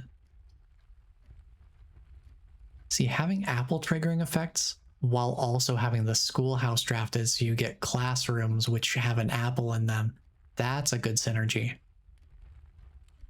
I think we'll do a storeroom here. because I'm going to get dead-ended regardless in that direction. Let's do security. Do I want to make this any more common than it is right now? I feel like I want to make the boiler room and the pump room. I feel like I want to make those common, since we're trying to actively solve those puzzles right now. In relation to each other, especially. If I could make the pool room more common, that would also be super nice, but that's not a mechanical room. I think...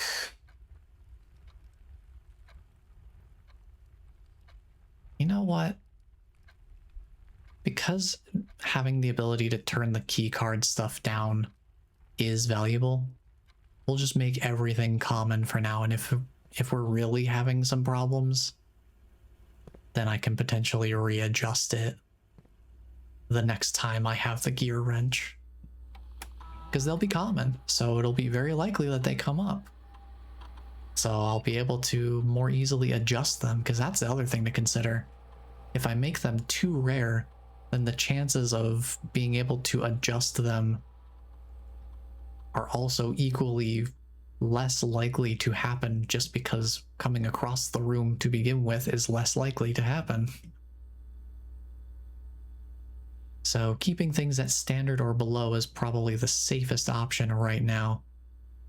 I would have to really not want a specific room to put it above standard on purpose. Something to think about. Oh, wait. Before I go into the next door here, I do need to take a quick bio break here. So I'll pull up the music here and make sure it's not terribly loud to begin with.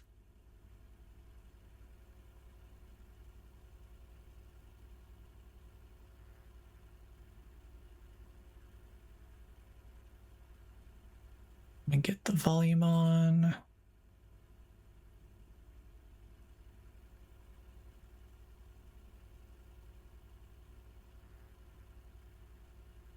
Let's see. Make sure it's loud enough to be heard, but it's not so loud that it's a problem. Okay. That should be good there. All right. I'm gonna go take a quick bio break, and I will be back in a little bit.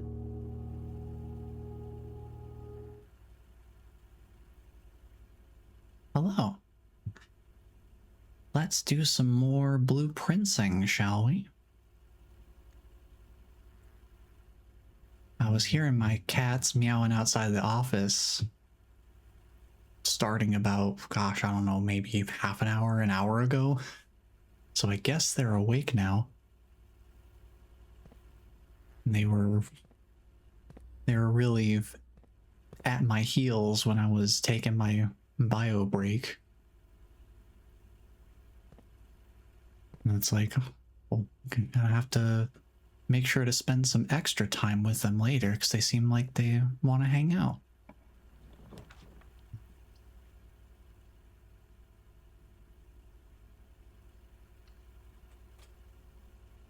This will draft a nook here. Anything else in this room right now? We're going a little bit northward here.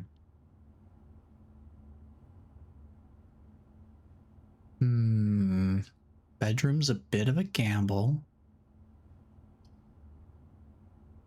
I think I prefer pantry.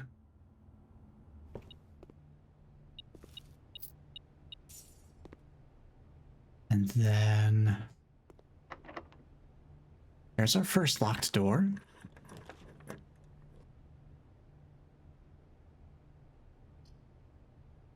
What can we do here? mean, I don't like any of these options, but I guess if I had to choose an option,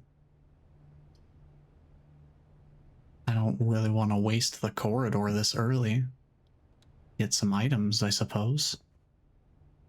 Sleep mask. Okay. Grab the ivory die for rerolls as well.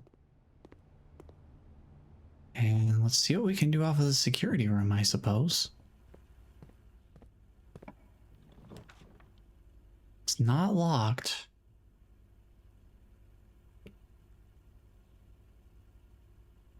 Courtyard does have a chance of giving us a shovel. And lo and behold, a shovel we shall find. Of course, we can just start digging right away. Darn, that one was just a rock. Oh, an oversized turnip. Yeah, I'll just eat that straight out of the ground. Seems healthy. Well, now that I have the shovel,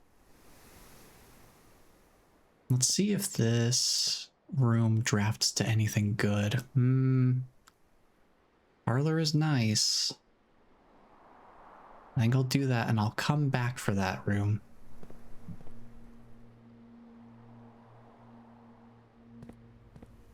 Because I want to go use this shovel right now. We just go straight down and to the right? Yeah, okay. Because I really want to see what this music sheet message has been pointing to. I'm very curious to see what this is going to be.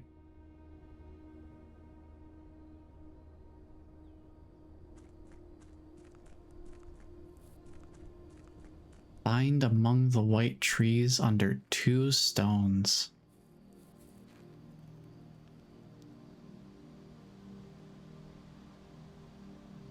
Whoa.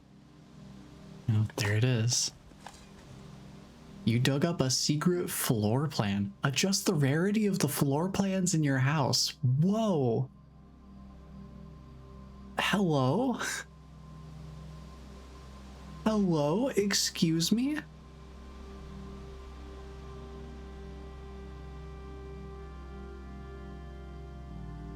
Holy cannoli, dude. Yes, I will add the conservatory to my to my floor plans. Absolutely. It's the gear wrench, but for a bunch, for like everything else, basically. Judging by this, it looks like there's 3 rooms that are provided as an option to adjust each time you go to the conservatory. So it's not like an all-in-one, you can just go here and then start adjusting everything, but that's still super strong. Because there are definitely some rooms that I would rather not have come up nearly as often as they do. That would be super nice to be able to adjust. Interesting, though. And this is also useful for future playthroughs, I suppose, because I won't need to know the clues. I won't have to find the clues to know where to go for unlocking certain things. This is knowledge-based progression, everybody. Now that I know this is here, if I started a new game again, I could just take a shovel and come out here immediately, I imagine. And just get this right away. Let's see, conservatory. This Baroque arboretum showcases and preserves the rarest specimens of every type and variety. Through selective propagation, the gardener here may influence which flora or flora will be considered commonplace during the next season. Very clever. And it's a green room. Interesting. The rarity of this room is unusual. I wonder if I can adjust its own rarity to have it show up more frequently. That would be interesting. But, you know, heck yeah, that's nice to have. Very nice to have. These are some super powerful tools. You have the tunnel to be able to just cut directly through in a straight direction without leaving it up to chance what rooms you get along the way. And then you have the conservatory, which basically allows you to sort of stack the deck more in your favor and find more of the rooms you actually want to encounter. Very interesting stuff.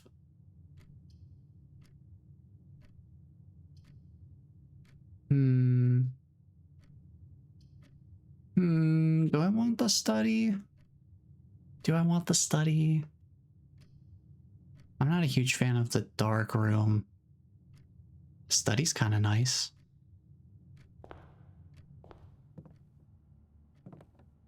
Yeah, we've got the safe in here too. I still don't think I have the context I need. I don't know if I want to unlock the trunk. That's... well, we're still pretty early. Yeah, I wanted to look at this. Because that's in the D8 spot. I'm very curious if we'll see any other clues about where the other chess pieces would go. For reference, we are looking for anything specifically. If we're looking for anything chess related, we're specifically interested in, there was a king, a queen, rook, knight, bishop, and pawn piece.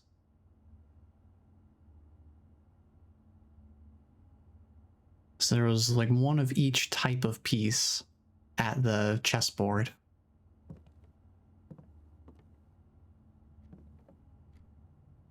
So they've given this one to us basically for about as free as you could expect from a puzzle game like this.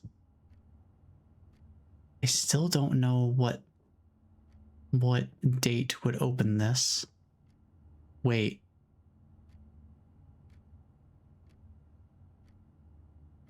D8. Date. I wonder if that has any significance.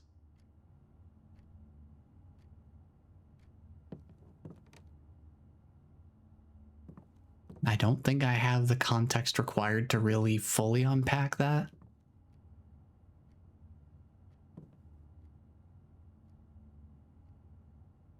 Interesting to consider, though.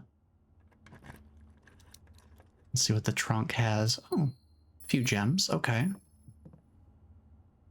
Definitely doesn't hurt to have a little bit of a stock up on gems. I was kind of low. Oh, library or hallway. I do need that key, so I have at least one with me. Grab that. Let's see what we get here. Billiard room for more keys. I could do a guest bedroom for more steps. Gosh, what to prioritize? I guess we could build the... no, because then we have the hallway here still. We could branch off of that. Worst comes to worst, we backtrack and head up to the parlor instead. I'm gonna do the billiard room. We have a good number of steps right now, but no real guarantee as to our key supply otherwise. Oh, what? What do you mean? What do you mean you squared this? You squared the circle? What does that mean? Huh? Hey guys, I don't think they taught me this one. Wait a minute.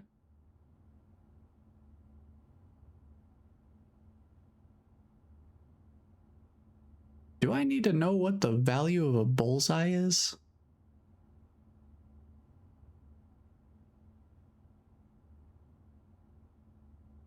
Because what would I even put in as the number if it's the 3 and then the ring? And then the square in the center. What does this even mean? Hello?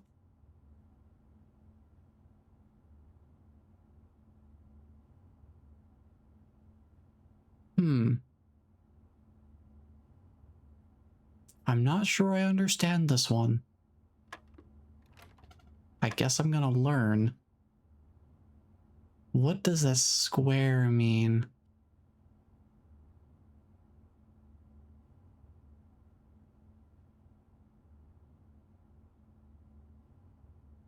The only thing that comes to mind immediately would be maybe a square root of something? But what? Or maybe I need to square the 3. So that would be 9. Oh, okay. I'm a smart cookie. I can figure things out.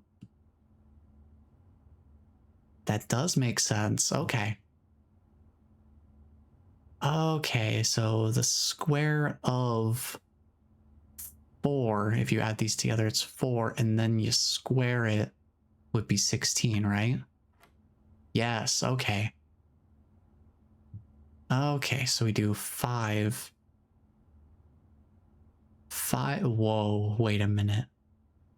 Let me think about this. So we're gonna learn about their order of operations here. Okay, so if it's 5, if we take squaring last, let's say it's 5. You know what, actually? It's the square of 5 would be 25 minus 20. That would be 5. Okay. Yeah, that makes sense. I did have a different idea originally, but then that one made more sense to me. Cool. Silver key. Leads to a room with many doors. Good to have as an option, I suppose. Good. Golly, they're throwing new rules. Throwing new rules into the billiard game. Huh. I wonder if they've got any other tricks up their sleeve. Why do these books keep coming up? I keep seeing these pop up on the side. And I don't know why.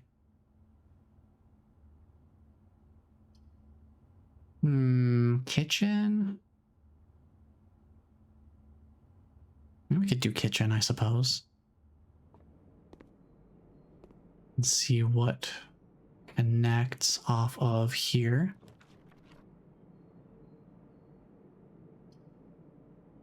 Well, nothing seems like it's gonna connect to the hallway. So let's go commissary. Well, the books are probably because I went to the study, now that I think of it. Running shoes could be nice. Sledgehammer could be nice. Would have already been useful once. Is that enough justification to spend the money on it?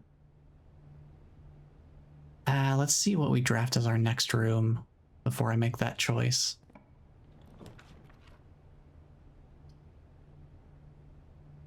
The pool or the library? That's a tough choice. The pool does connect to a couple of rooms. Yeah, I think I want to give that a try. Are there any trunks in there that I can see? I think we're okay on steps. I am gonna... Oh, do I want the sledgehammer or the gems? The gems might be... I'm gonna grab the gems. We only had We were running out of those pretty badly.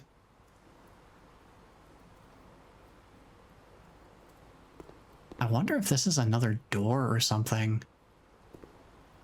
Or if that is just part of the pillar. It does look like it's the same sort of design as the pillars. So maybe. I don't know. Guest bedroom really wants to show up, so here, have a dead end. Compass for drawing floor plans leading north. Suppose that could be handy.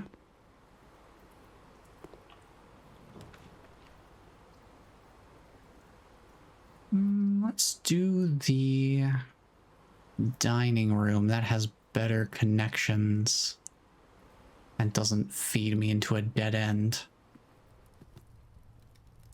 Ideally, it'll feed me a meal after I get to rank 8.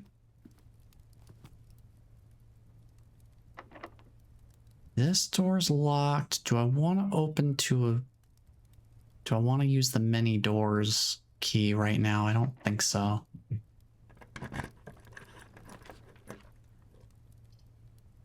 Oh, garage for more keys. Yes, please. I am certainly hurting a little bit for keys right now. That sounds appealing to me.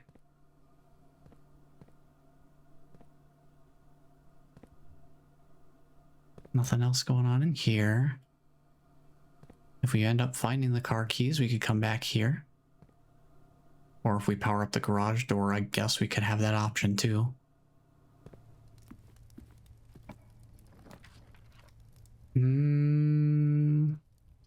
Observatory to connect to foundation. I think that's a fine choice, given our circumstances. Let's see, constellations. What are we looking at right now? This one's the apple. We have another key.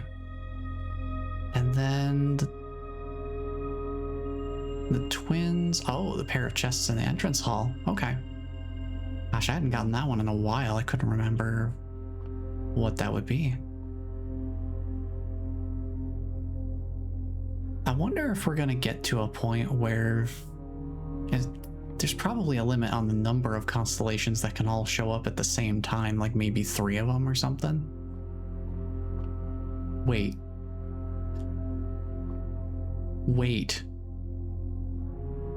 The night piece is in here. Which of these is it? That's what it is. That's what it is. Okay. I'm gonna have to go back through all of my archives again and figure out where I've seen chess pieces in the rooms. Oh, good golly. Oh no. Okay, I am going to figure this out. I'm still gonna have to toy around with which way the board is orientated, and these appear to be the white chess pieces. So I'll have to keep that in mind. But let me write down this location. That is 2, 2, 5.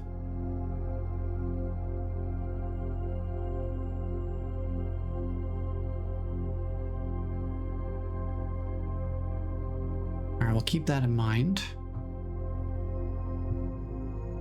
Very interesting, very interesting. Yeah, I didn't even think about that being the way that it is. I'm just lucky I even noticed that to begin with. I just saw it sitting there and was like, wait, that wasn't there the last time I was in the observatory. Ah, okay. I suppose I will keep that in mind. Be looking out for a key card door. Well, that was a waste of a couple steps. Oh well, I guess we're backtracking to the parlor. Have halfway across the halfway across the house. I think we've got plenty of steps.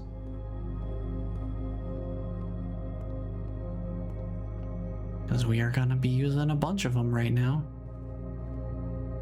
That is wild to me. I need to be looking out for chess pieces just in the environment, apparently. Yeah, at least we have a reason to backtrack to the entrance hall, I guess. You just grab some goodies. Hey, there's the car keys. You know what? I do want to see what's in the storage of the car. We're gonna backtrack again. Here we go.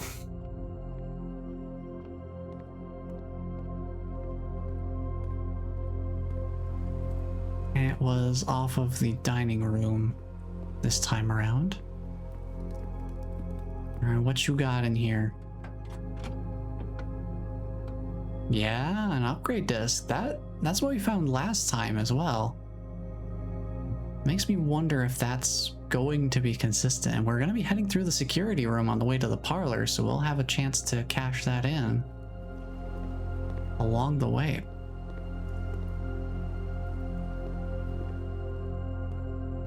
Boy, everything's coming up roses here. Absolutely wonderful.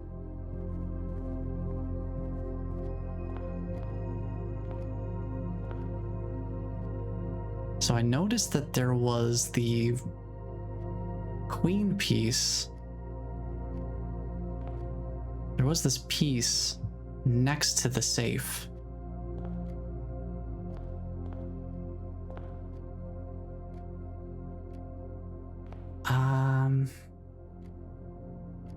Yeah, I'm gonna spend the step to take a look here. Cause yeah, that's the queen piece for sure. Because the king piece usually has like a little cross shape on the top of it. So this is where the queen piece resides.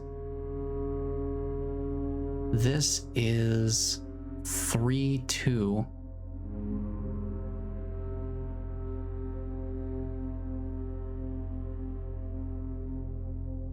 And this is the black piece.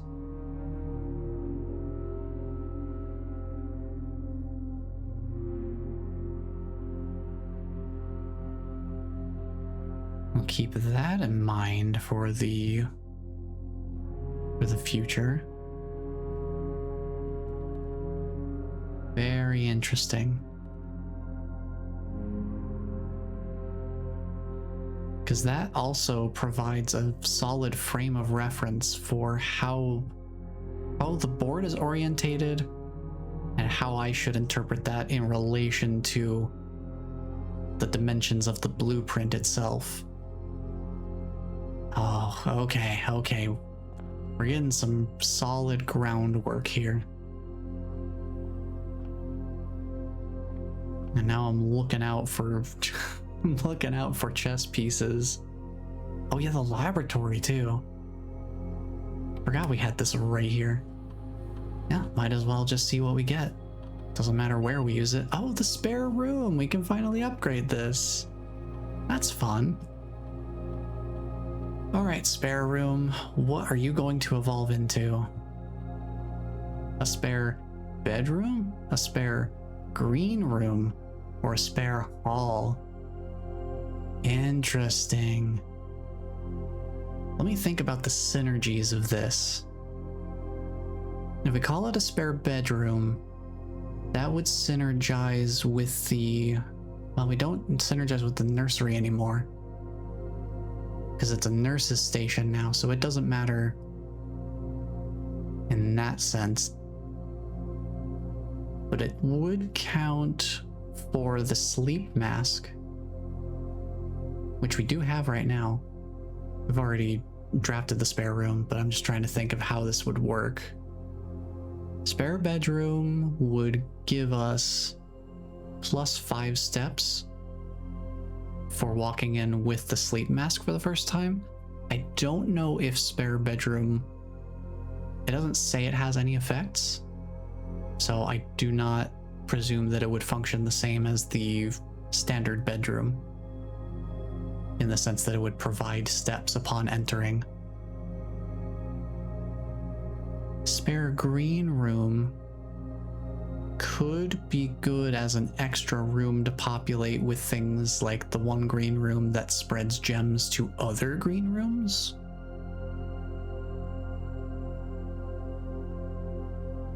And I think there's the green room synergies, there does seem to be a lot of synergy that relies on drafting multiples of green rooms before drafting the ones that benefit from having a bunch of green rooms.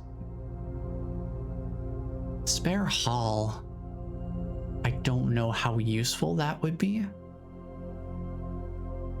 It could be a nice way to guarantee it more specifically off of something like, say, the secret passage, potentially. But I feel like the hallways are already pretty decent on their own, just with the pool that they have.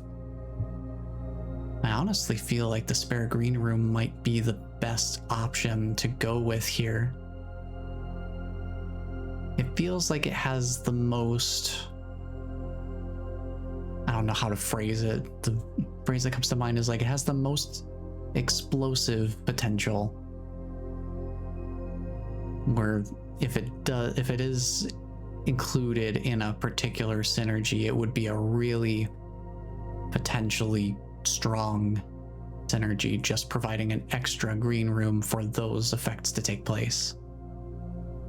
The other two I feel like are either common enough or benign enough that they're not quite as appealing. They are useful, but not quite as appealing as the green room. I think that's the option I'm gonna go with here. Add a little greenery to that spare room in the future. Okay. From here, we just go straight forward and hit up the parlor. We get to play our favorite parlor game. Or at the very least, it's my favorite parlor game. Okay. Let's grab that wind-up key and see what we're confronted with today. The gems are in another box. The truth is on another box. The words "another box" are on another box. Well, here's the thing. We know the words "another box" are on another box. We know that's true because we can see it plain as the nose on my face. And that means that there is... It's basically just between these two then. Figuring out which ones are lying. This feels a little semantics laden. The truth is on another box. The truth feels like it implies there's only one true telling box.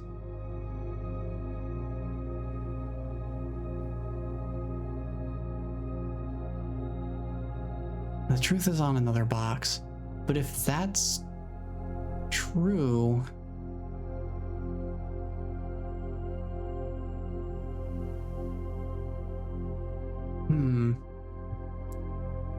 because there's no way to really fact check the gems are in another box.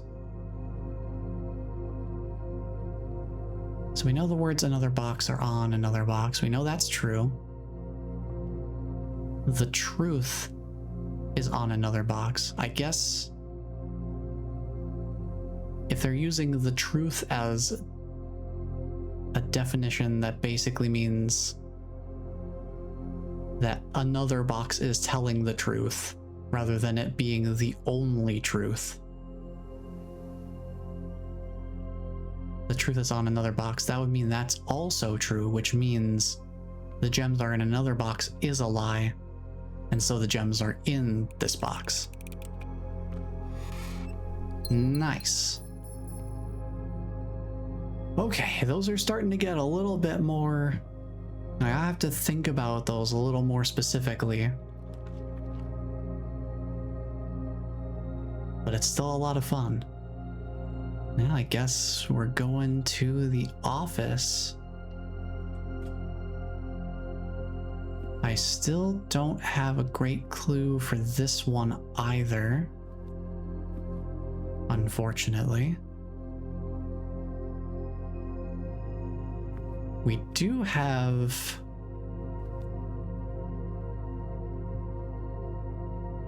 the king's piece here, and that one goes to 4, 5, looks like. I should also make a note of which rooms I'm finding these in.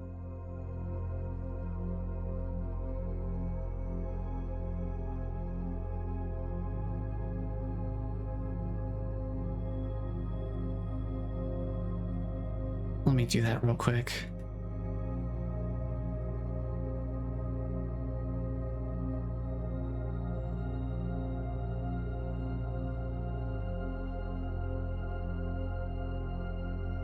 So let's see, we found the king piece, we found that's office, and it's the black piece.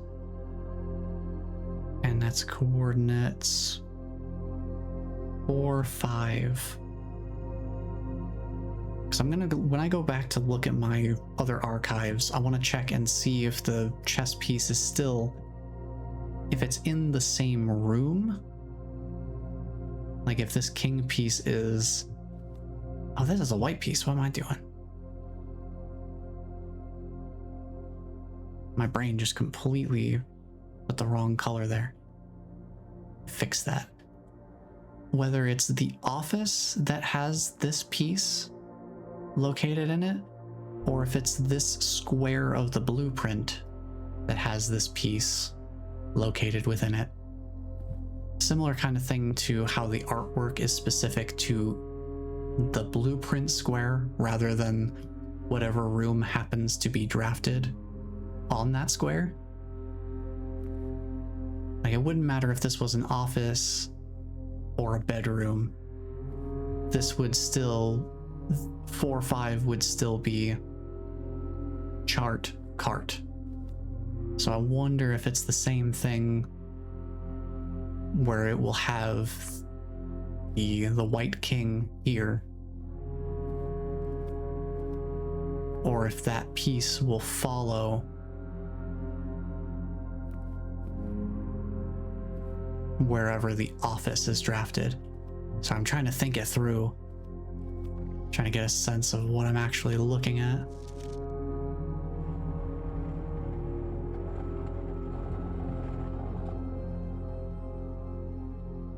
March of the Count. I wonder if this is hinting at what the combination for the safe would be.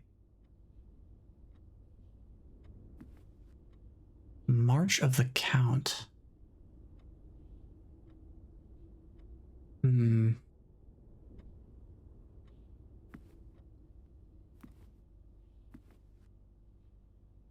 I'm trying to think if I have...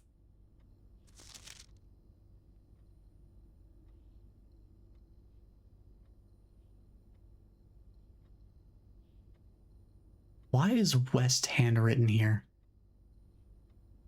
Why is West handwritten differently than the word East?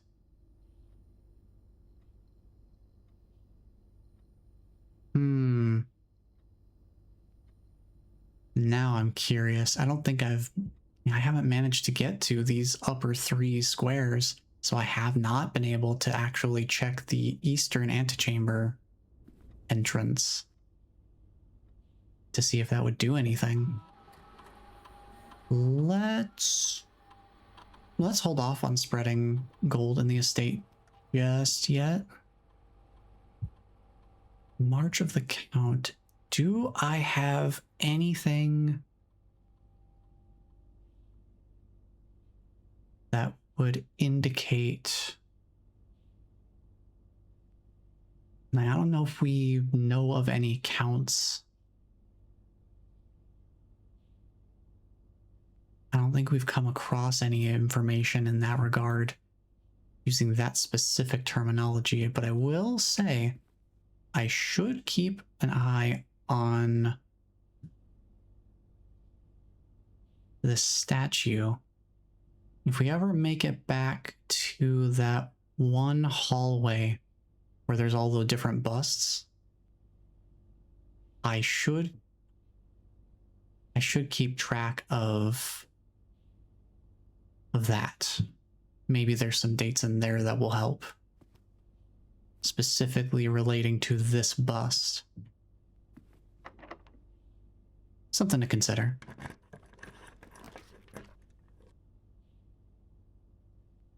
We have not been to the showroom. I do kind of want to see what they have available in there. Before I go in there, let me do the gold spreading real quick. Okay. Good stuff. Let's head into the showroom.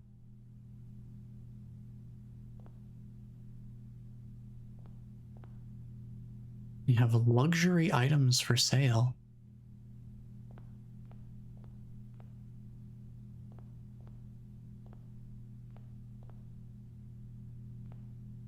Wait a minute. Wait a minute. Does this not look like the Blackbridge Grotto lock?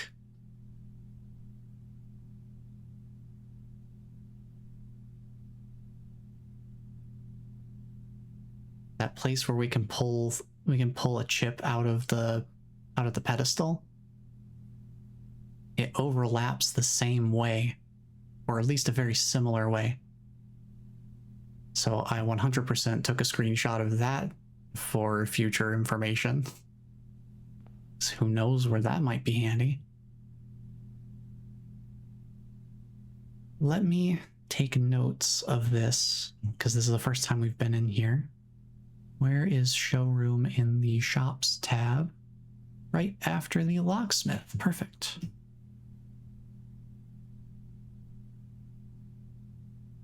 Let's see, showroom. And this costs 2 gems? Yeah, 2 gems to draft. It's 2 gems to draft.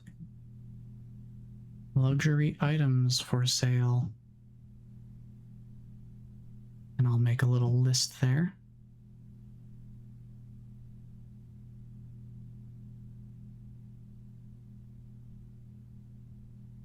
Then contains a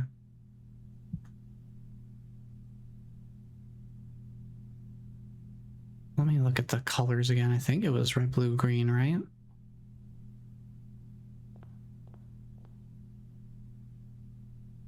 Yeah, okay.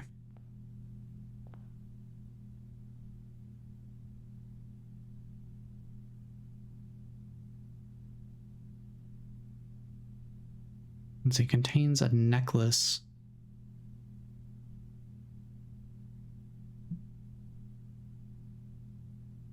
With a red, blue, green.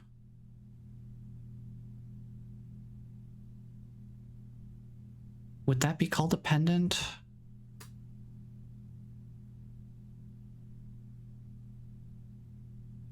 I'm not entirely sure. The jewelry terminology is also not my particular strong suit. But at the very least, I'll know what I mean.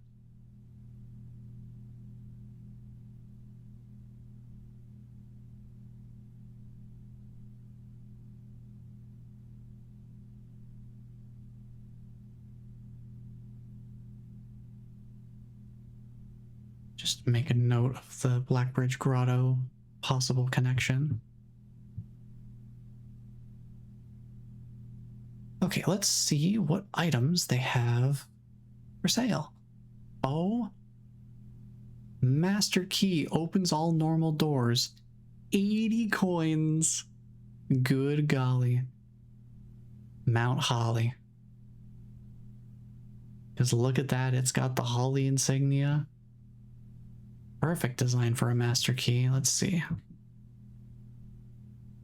These are probably going to be very powerful items if they're this expensive, right?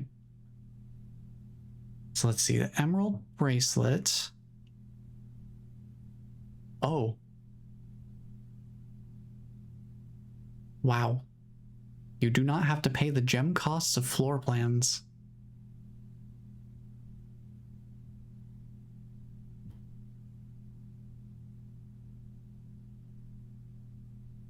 So you can just draft gem-based rooms for free, that's my understanding.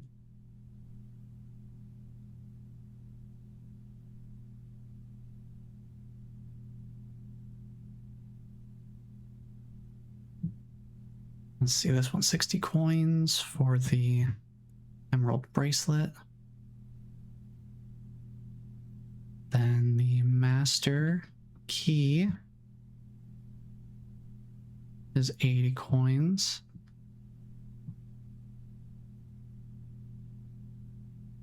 I want to see the description exactly. Opens all normal doors.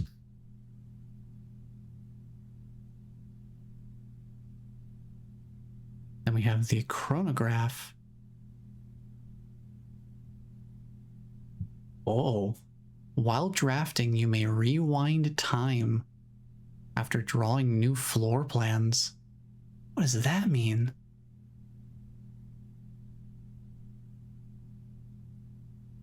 You can rewind time. You're more likely to draw tomorrow rooms while drafting. Well, that'd be good for stuff like the sauna and the mailroom. Or the freezer, I guess. Interesting. I feel like that would need experimentation to see how the rewinding works. 30 coins.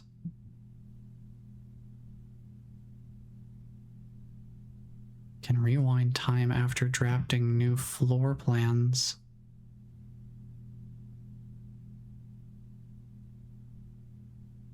And tomorrow rooms are more common.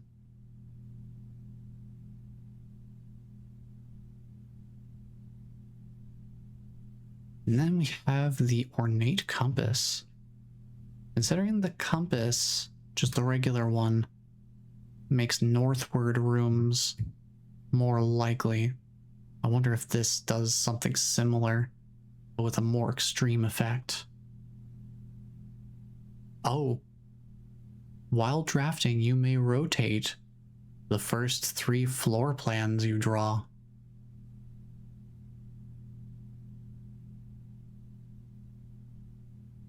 Interesting. So if you don't want, you can rotate only the first 3. So if you re-roll your options, you can't then rotate those. Interesting.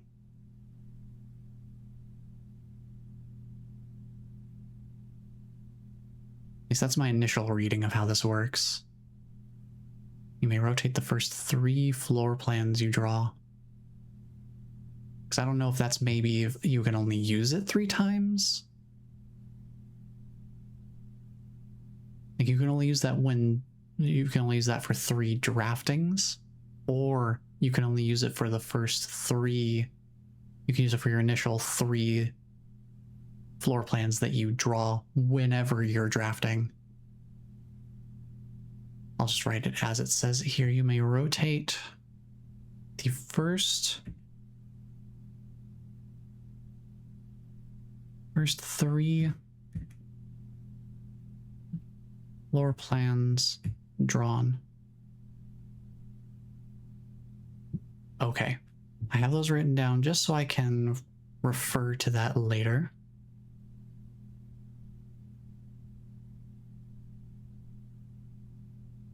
Let's see.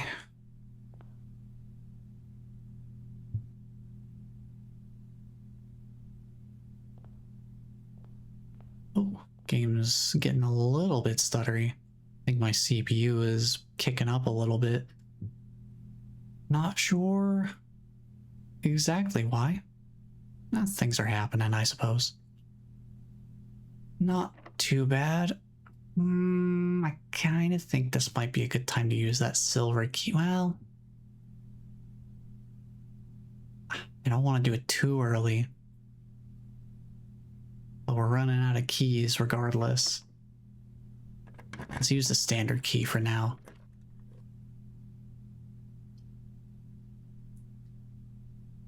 Aquarium is not too bad of an option. I like it better than gymnasium, although we do have our effect where we draft a red room, we lose 5 steps, but we gain 1 allowance.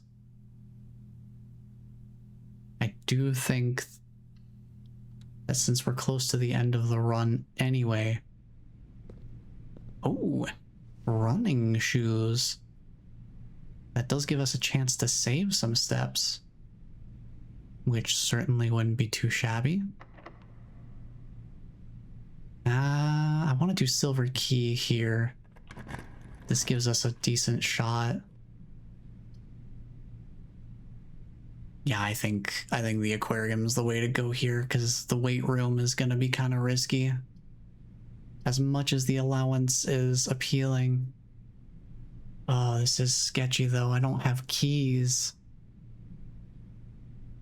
I don't have keys, so I don't know if I'm going to be able to get to either of those rooms, because they're very likely to be locked. I don't know. Does having only 3 steps matter at that point?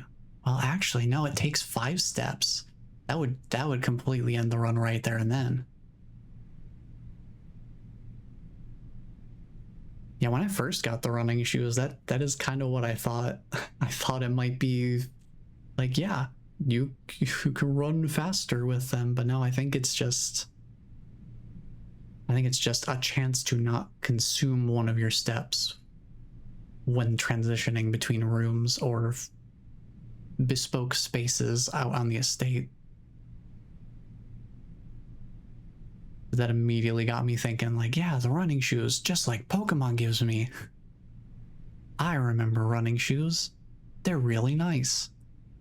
And to be fair, they are nice in this game too, just for a different reason.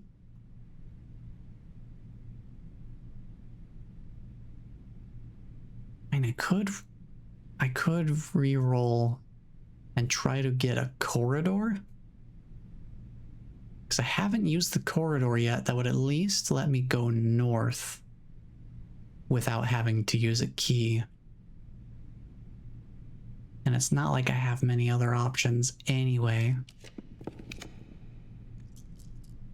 No, passageway's nice and all.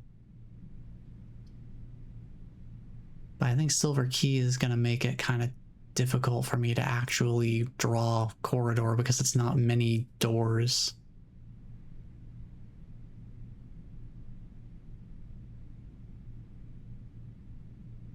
I think passageway might be my best bet, because at least that gives me 3 possible doors to even use at all. Difference between passageway and corridor?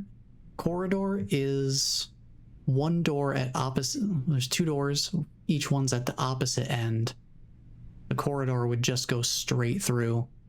Passageway is basically like 2 corridors crossing each other.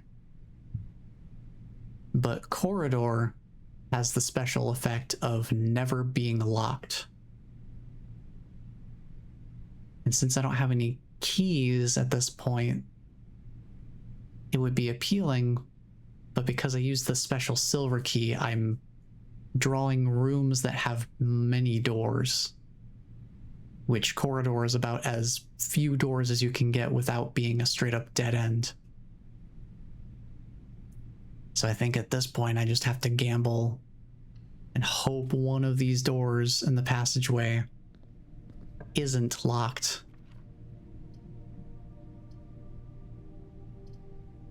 I feel like chapel is a worthwhile venture here. I don't have too many coins, but I'd rather not be completely out of gems, because then I limit my options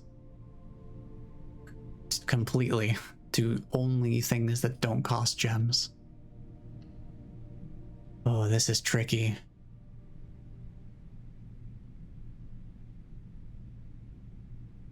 I mean, if you look at it a certain way, it's house building. It could consider it dungeon building. Oh, the chapel's a red room, so it took 5 steps. I didn't think about that. Hey, at least we got another allowance. I'm running out of steps regardless. We're really close to the end of the run here. I don't see any... Can't tell if there are any items on the shelvings there. I don't think so. I'm gonna start with passageway and we'll see what we get. Hello? Who's ring-a-ling-dinging? Who's ringing the bell? Hello? Did an angel just get their wings? Okay, that one's locked. That one's locked. That doesn't really surprise me. Well, that's the run. There's nowhere else I can go. Gymnasium wore me out.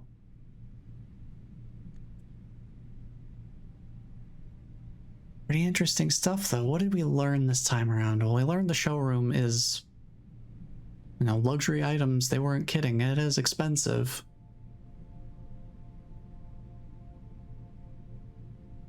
But there is some pretty useful stuff in there.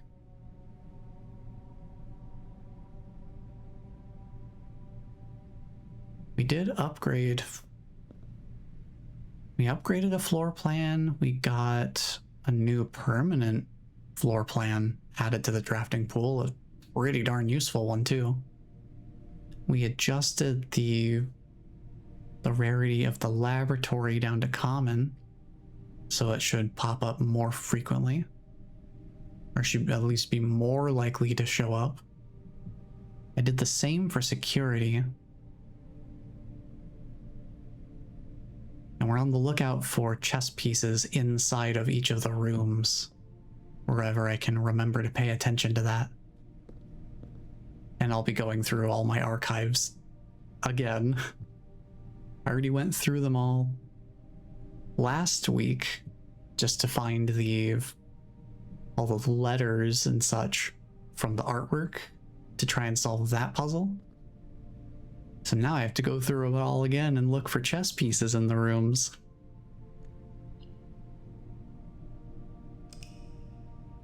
Not too bad of a run, though. I'm learning about some new stuff. Toolshed was definitely an interesting choice this time around.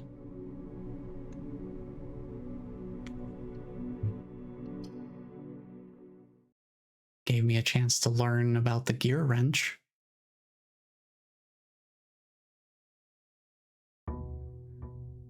Let's see what day 31 brings to the table here. We did also increase our allowance by 2. So now we start each day with 7. 7 shiny gold coins. 7 rings in hand. Whichever way you want to go.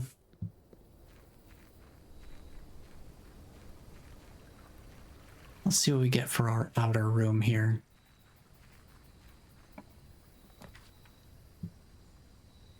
We don't need a shovel anymore. We did what we wanted to do with that specifically. I still haven't been able to engage with the trading post, so I still don't know what this does. I would like to try and figure something out.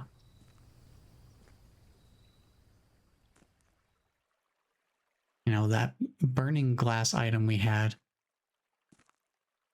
they did say not only could it light candles, but also fuses. I feel like we could do something with this dynamite if we still had the burning glass. But since we don't, I'll just keep it in mind for the future. Actually, while I'm thinking of it, why not make a note? Why not make a note?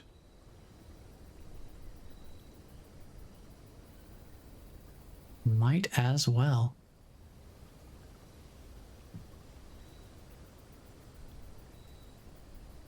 Where would that be? Outer rooms are up top. Under West Path. Where is Trading Post?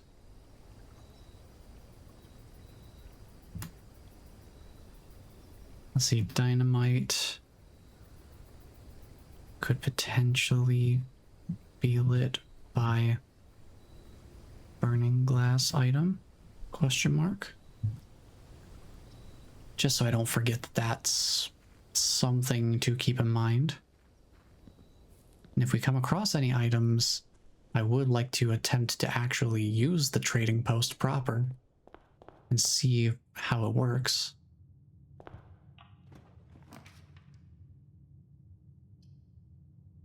Let's start with a hallway. Pick up a key along the way.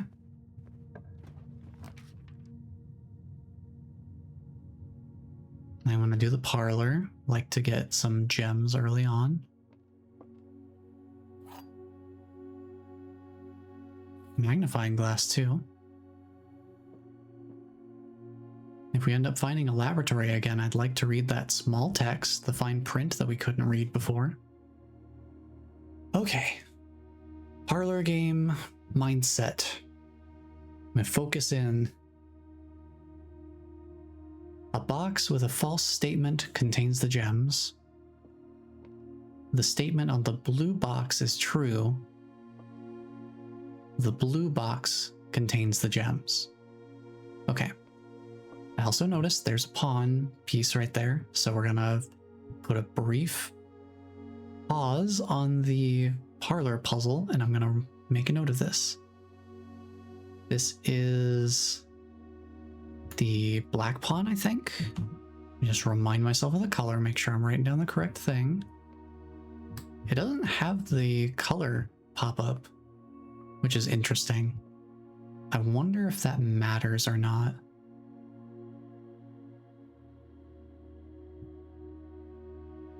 Because the color accessibility doesn't show up on that specifically. I'll have to keep that in mind. Let's see, this is the black pawn piece. It is in the parlor. And the coordinates for this specific, the current location for it is 5-1. Just in case that matters at all. See how that goes. Okay. Back to the puzzle. So let's see. I think we start with the white box. The statement on the blue box is true. If that is true, then automatically a blue box is true, which means a box with a false statement contains the gems, which would have to be the black box. The blue box contains the gems is what it says, but since that would end up being a lie, that would satisfy all the conditions for the gems to be in the black box. What if we assume the white box is false? That would mean that a box with a false statement does not contain the gems, so it would be the true one, And since we know these two would be false, this would have to be the true one. But that would be contradictory logic because the blue box would have to contain the gems for this to be true, but that's a false box. So there's a contradiction between these two statements. So it's the black box.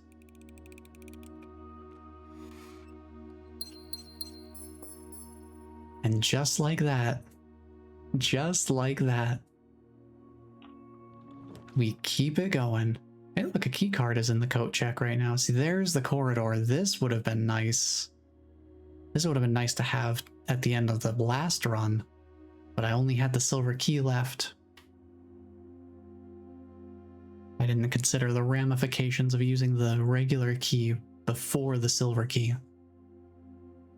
But it was a risk that I took, and I've learned from it. It's about all you can really ask for.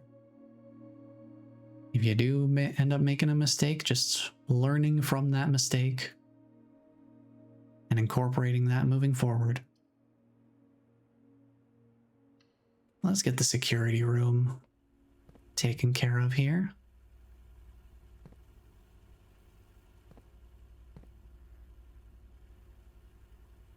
Oh yeah, there's all these tapes too.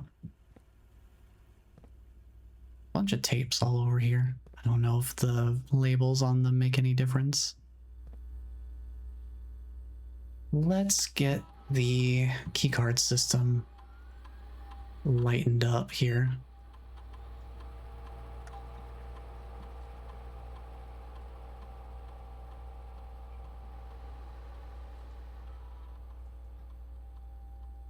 And then see if there's anything I've missed. No, looks clean so far. Okay.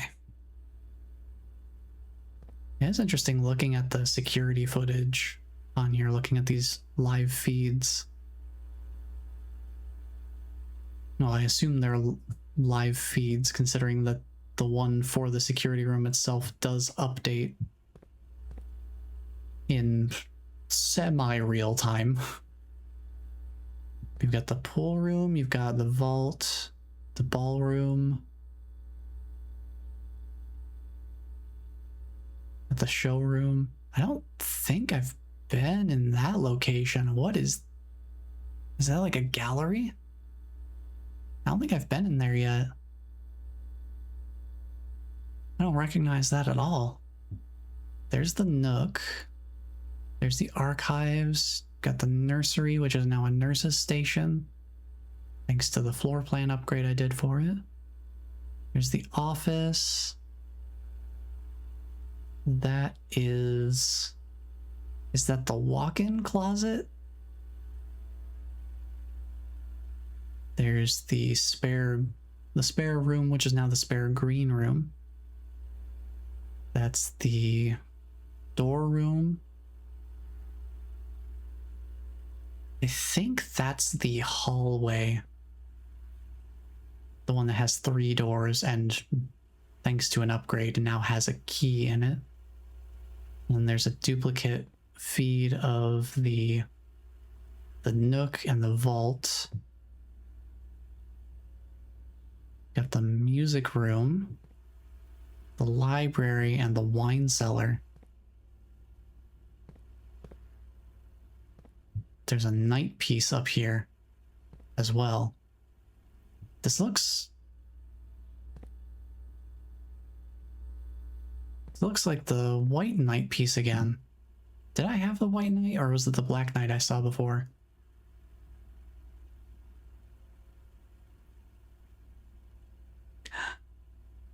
Observatory white 2,5. This is 5,2. And it's in the security room. What? Huh. Weird. I guess I'll make a note of it. But I wonder what that means. Well, let me just make a note of it. I'll organize this a little more cleanly for myself later. Let's see, security, and it's another white knight piece. And it's at 5-2. Interesting.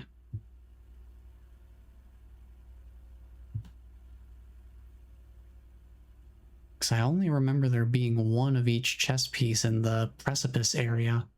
So I don't know what to make of this. Interesting. I want to use Passageway super early, but Darkroom is not exactly super appealing either. I guess we'll just do Darkroom. And then I want to see what I draft off of the top here. You know, laboratory is where I wanted to go. Let's do this real quick. And we completely circumnavigate the dark room, so we don't have to worry about that room's effects being a problem. And we get to read this fine print. Complete thought. Cooler is unaffected. Ah. So the complete thought does not affect the cooler. Interesting. That is very good to know.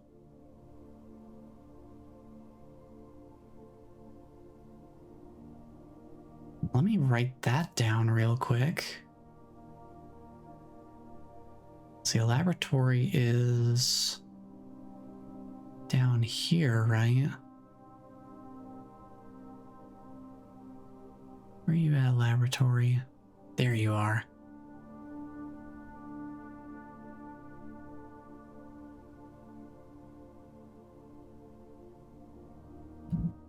Documentation about heating and cooling curves, signed by Randolph M. Fine print states that the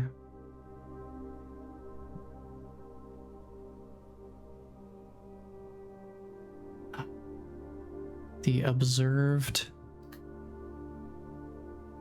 complete thaw temperature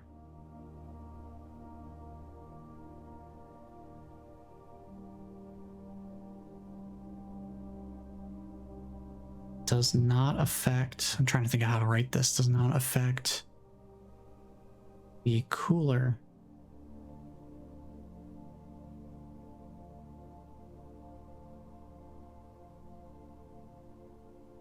Interesting.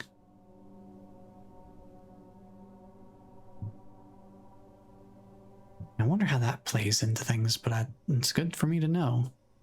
I am glad that I have that information fully sorted out now.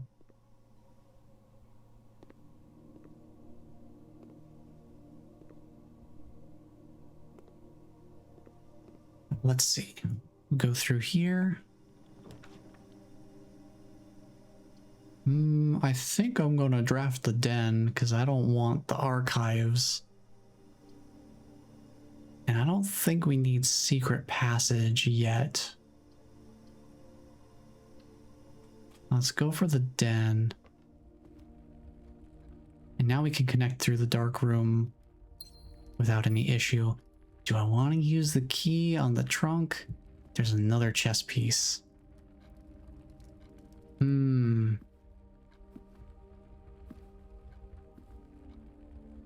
Another. So there's a white pawn in here. I'm gonna write this.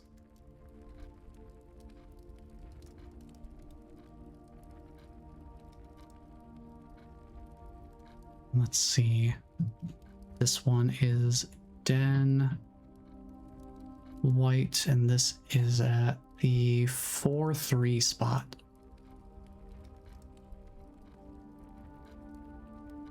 Interesting. I wonder. I'm gonna have to look through.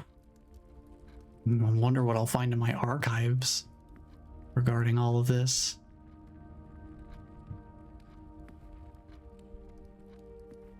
Let me see if this door is locked first. It is not. I could go right with the billiard room. Get a key, which could be a regular, could be 2 regular keys, a special key, or a key card. Those are the things I've seen as billiard room rewards. I think we'll go for it, and then I'll use a key to open this trunk. Oh, nice. Some coins, a gem, and another key. Beautiful.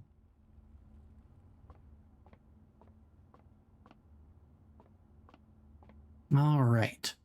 Dartboard puzzle. We're back again.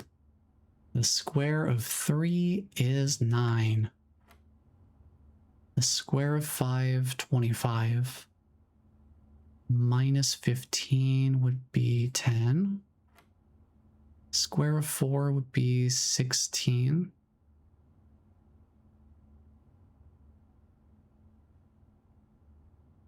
Sixteen times 2 and then divided by 16. Oh boy.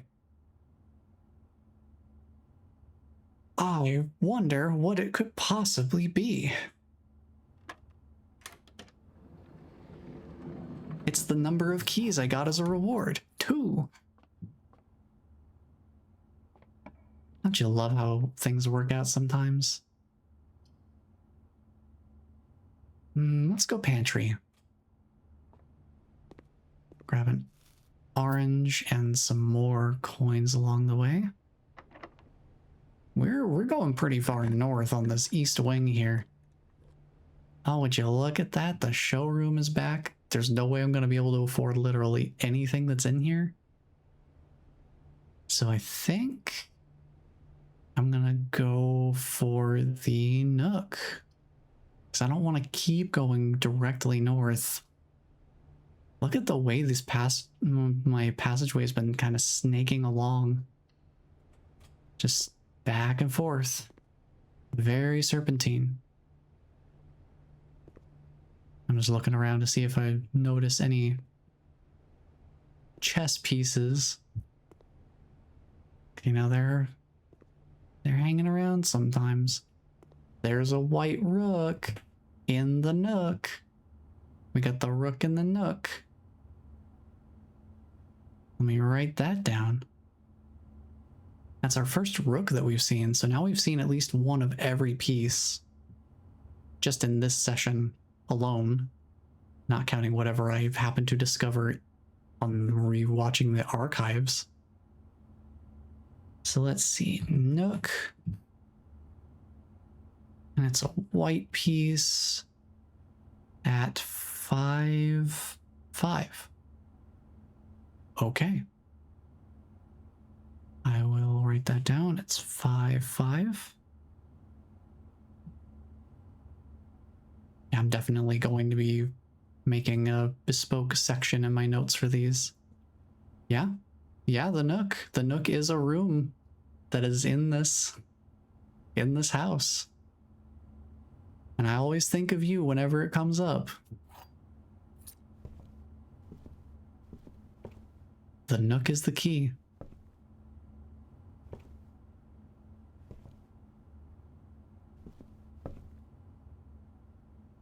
What do we have coming up here? Oh, observatory would dead end. Every room here would dead end. Do I want the observatory or the hallway closet? You know what? Observatory, not only for the star and the constellation, but to check, yep, okay.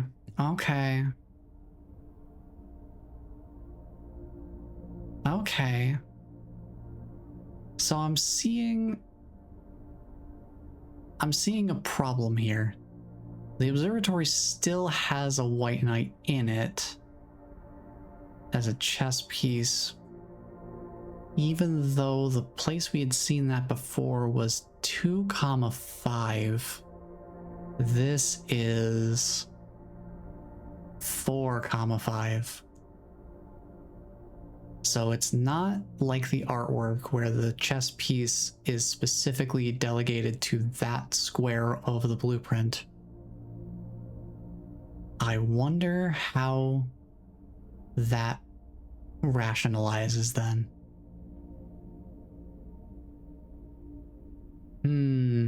I feel like I'm lacking some context for that. For sure. Okay, good to know. The chess pieces seem to be based on the room that's drafted, not where on the blueprint any room is drafted. Keep that in mind. Oh, the sail and the slice.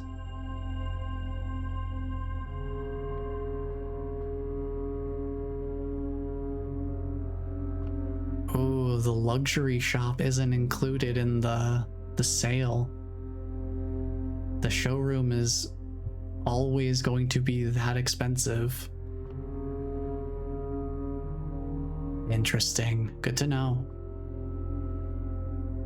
Now we have to do a bunch of backtracking.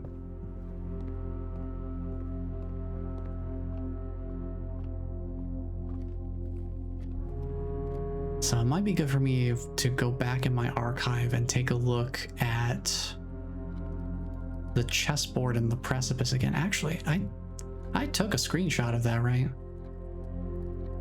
100% I took a screenshot of it. Because yeah, looking at it, it has one of each. It has one of each chess piece, and they're all white. And the chessboard in the precipice matches the layout of the house's blueprint. So I wonder if...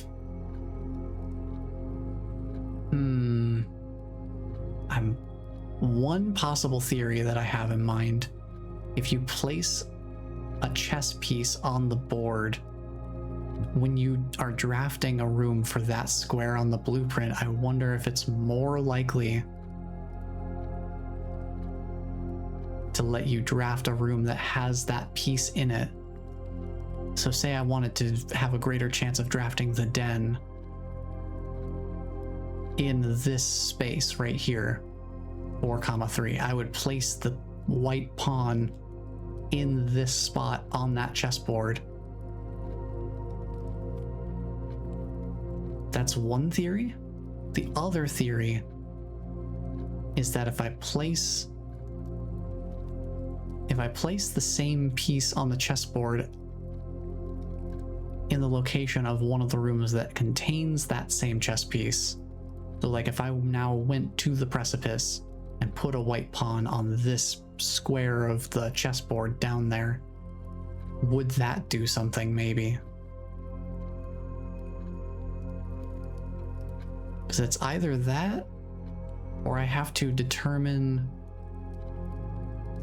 since multiple rooms can apparently have the same chess piece contained within them.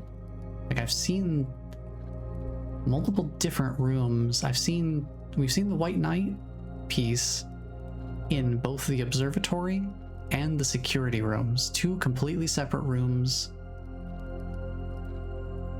not at all connected. They've been completely separate from each other. Like, look, you can see it right there. It's also interesting that they don't show up in the color accessibility option. Because like this shows up red. But when I was in the parlor trying to examine the pawn in the display case, it didn't show up a color at all. Oh, good gravy. These rooms are not great for me. How about we get the gymnasium out of the way, but I don't go in just yet? How about I draft over to the side instead? And we get ourselves the drawing room.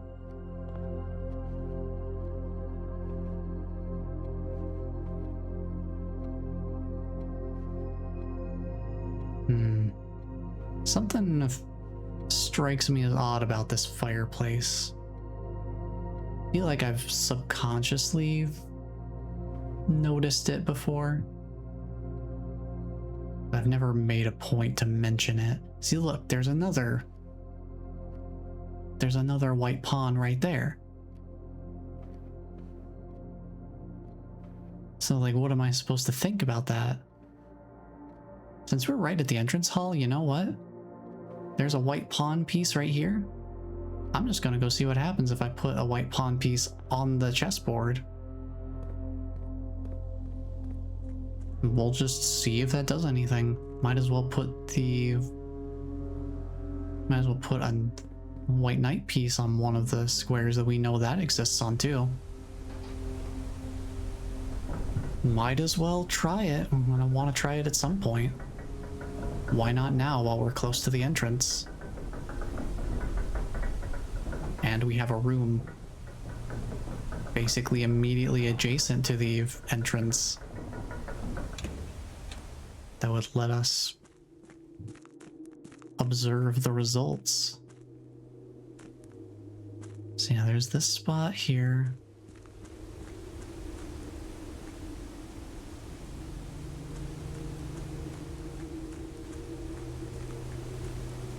This is the place. I guess they are blue. They're not white, they are blue. But let's say I put this pawn right here.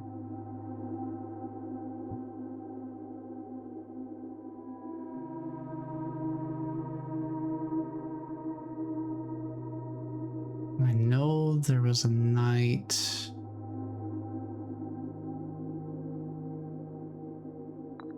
Four, five. Oh, yeah, it's only lighting up on the ones that...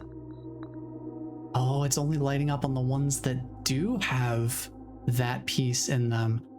Oh, that's fascinating. So it is good for me to know which rooms contain these pieces. Ah. Okay. Well, that's good to know. Do we have a rook this time around? Yeah, 5-5. With the nook rook. I think those are the only ones we've seen on this particular run. I mean, I could brute force it and just test them all with each of the pieces for any squares that we've already drafted, just in case I missed it. I don't think so. So we've got 3 pieces here. We can at least check and see if there's anything different about that now. I wonder if getting that puzzle correct opens up this door or something, because that's the only other thing over here.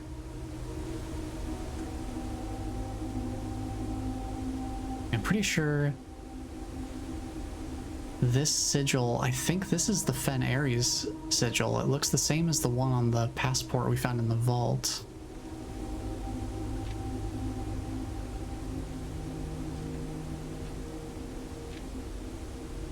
I don't know if there was any fine print in here.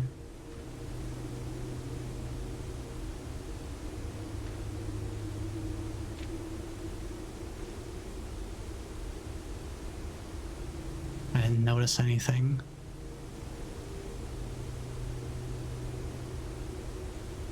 Yeah, okay.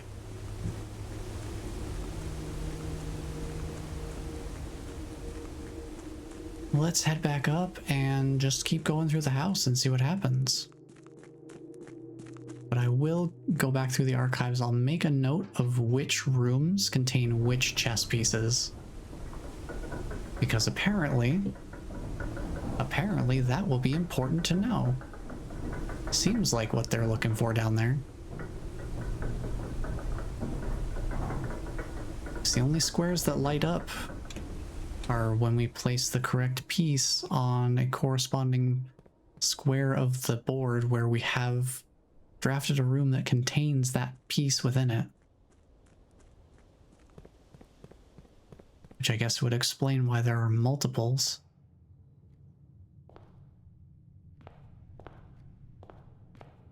Okay, let's check the drawing room. Is there anything different about this room?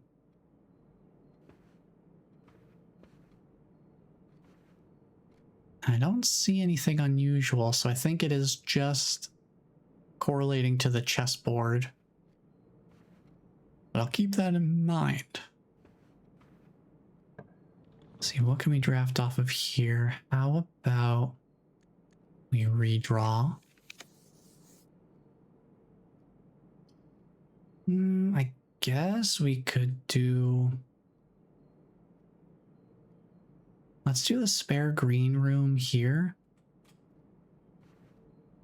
And then see what we can draft off of this side. Library. Yes, please. Oh boy. It's screenshot time. Here we go.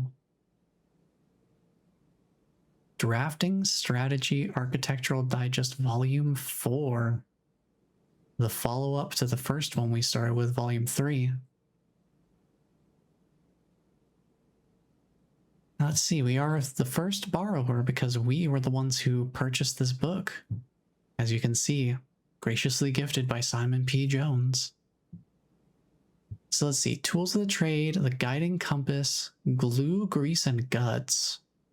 It's about time for an upgrade, tool tips, and word from the editor. All right, let's start with Tools of the Trade. I'm going to take this one page at a time because last time I feel like I learned a lot from these strategy guides. So let's see what they've got here. Tools of the Trade, taking issue with inventory. In the world of drafting, the tools an architect wields are crucial in shaping their vision and bringing their designs to life.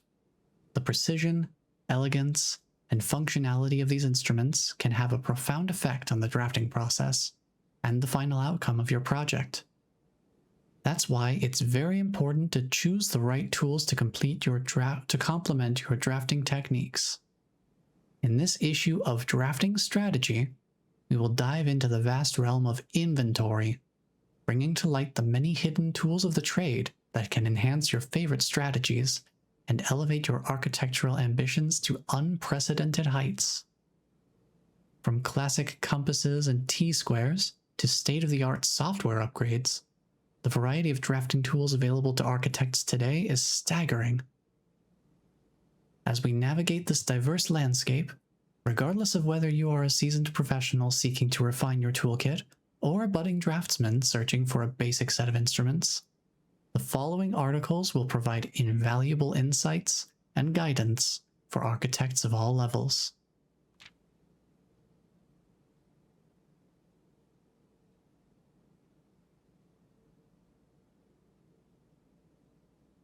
Let me take a screenshot of this page. Hopefully we'll learn about some new tools in here or something. Let's see. The Guiding Compass, an introduction to drafting items. Gems. You can't have a conversation about drafting items without starting with gems. These valuable stones allow architects to draft special floor plans. We're pretty familiar with gems at this point. Stopwatch.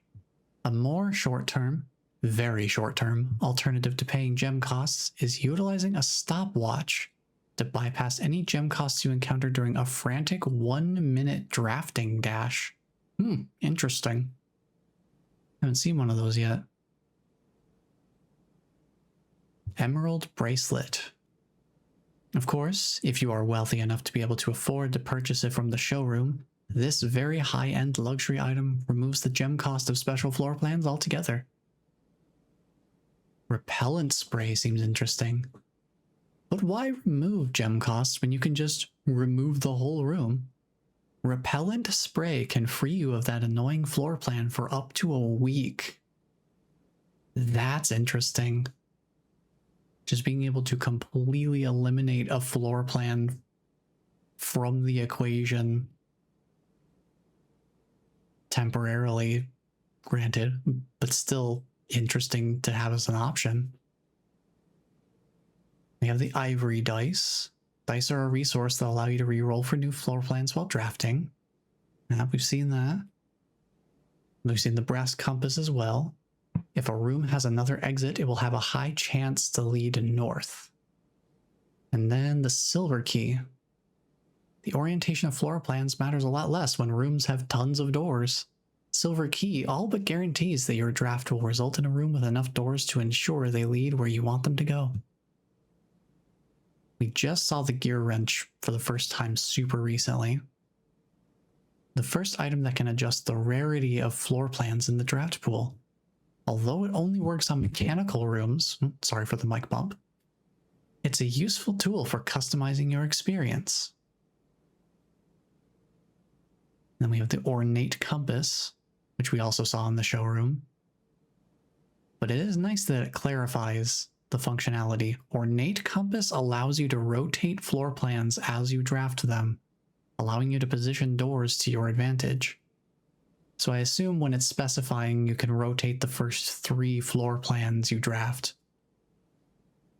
I assume that that means that your initial 3 floor plans that you have from the drafting pool are the only ones you're allowed to rotate.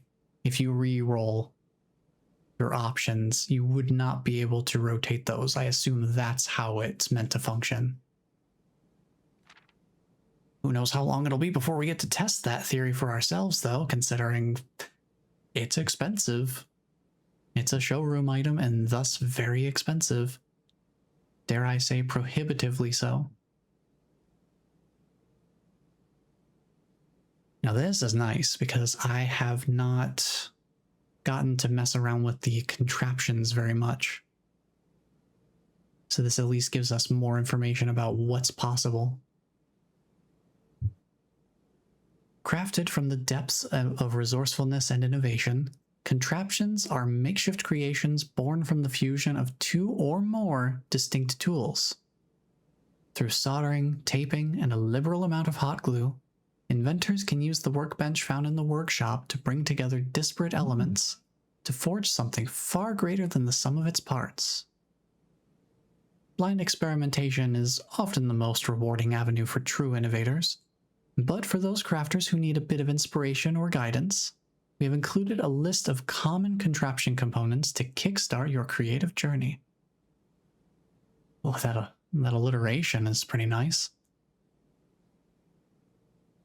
So then we've got a list of some of the more common pieces and how many contraptions they are a component of.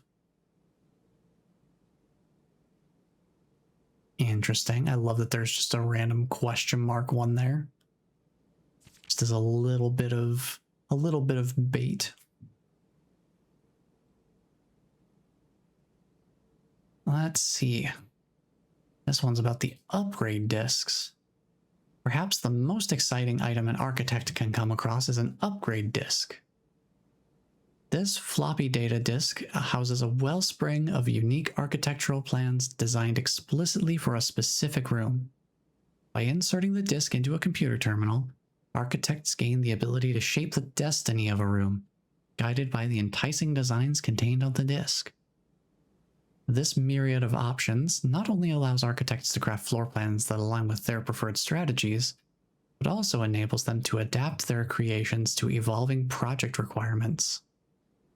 Furthermore, the upgrade disk's array of plans ensures that no 2 architects will follow the same path, fostering a landscape of diverse architectural designs. 16 total disks have been issued.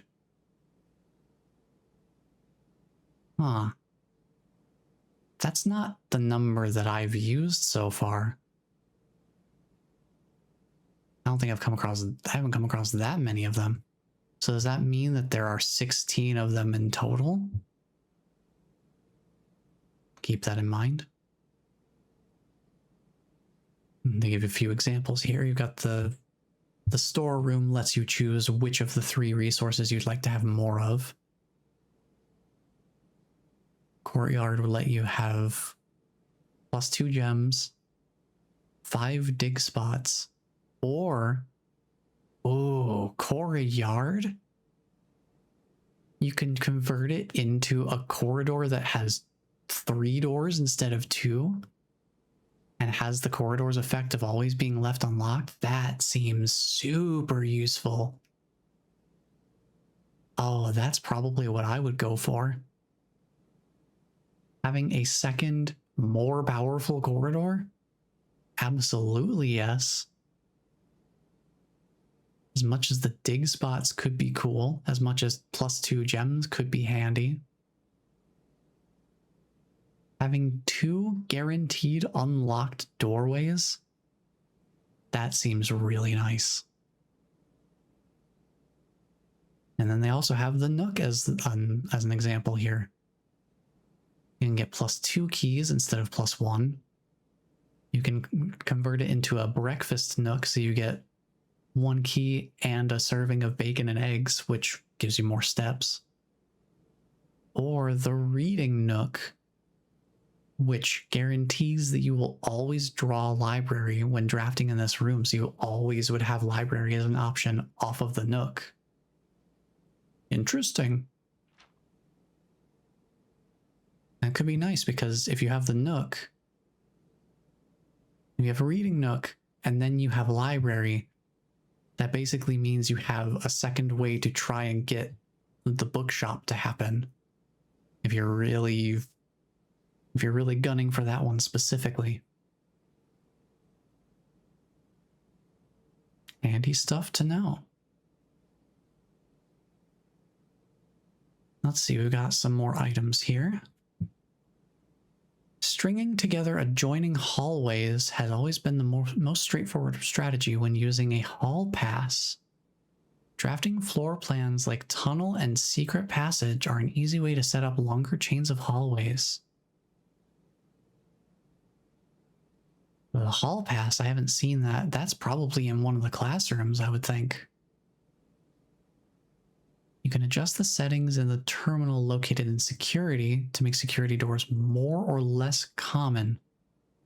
If you have found a key card, it is worth changing these settings to high. Right, yeah, that makes sense. If you have the key card, you'd want to find more key card doors and less of the standard keys locks.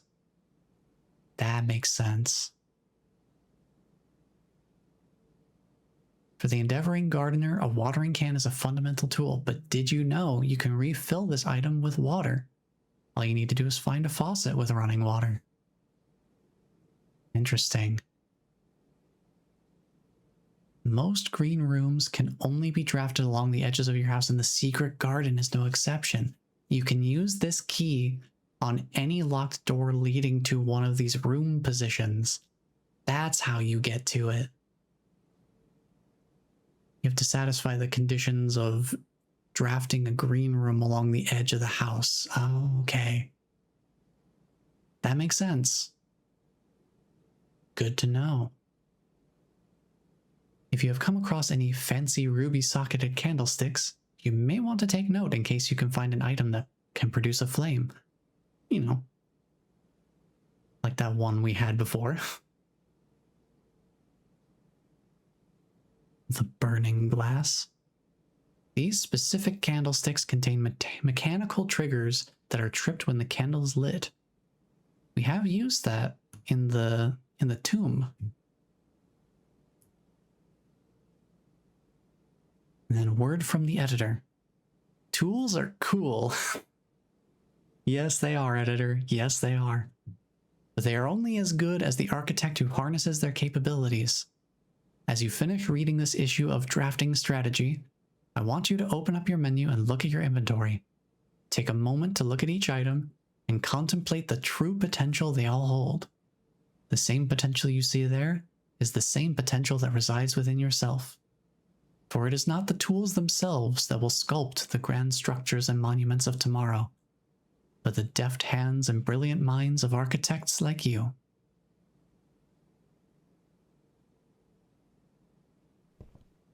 Well, that did help clear up a few things. Kind of brings a little bit of clarity to the ornate compass. Being able to rotate any of the floor plans, it seems like you'd just be able to, it doesn't specify that there's any limit to the number of uses. That would be pretty good to know. And understanding the secret garden key, being able to use that properly the next time we get the opportunity to do so.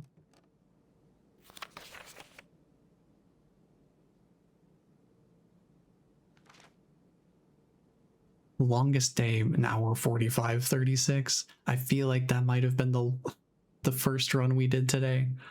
It was a long one. It was a very long one.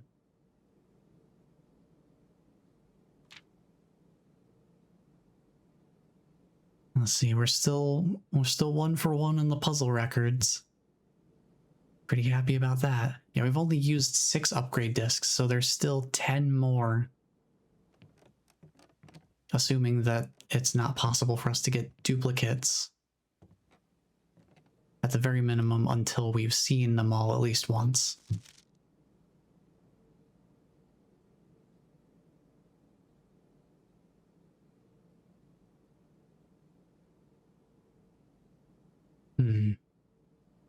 I don't know if that time matters on the clock face here.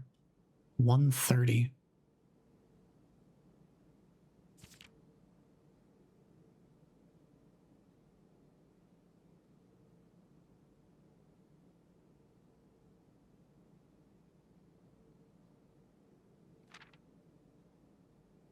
Most drafted is still parlor, most paid for is still security, most time is still entrance hall.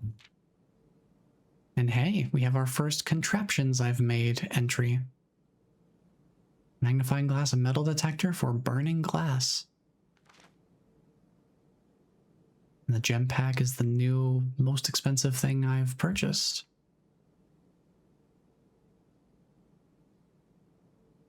Furnace is the most avoided floor plan. That does not surprise me.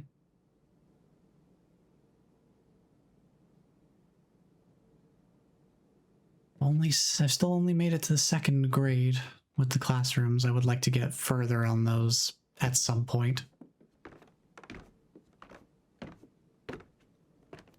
Let's see what else we can do with this run. Looking at the time, this will probably be my last run for this session.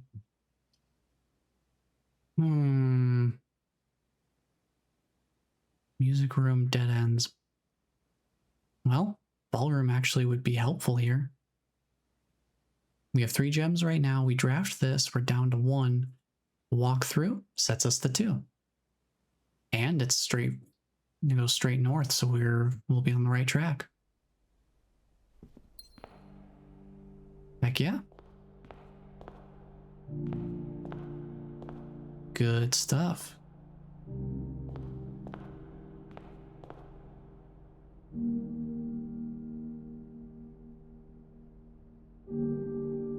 Clara and Simon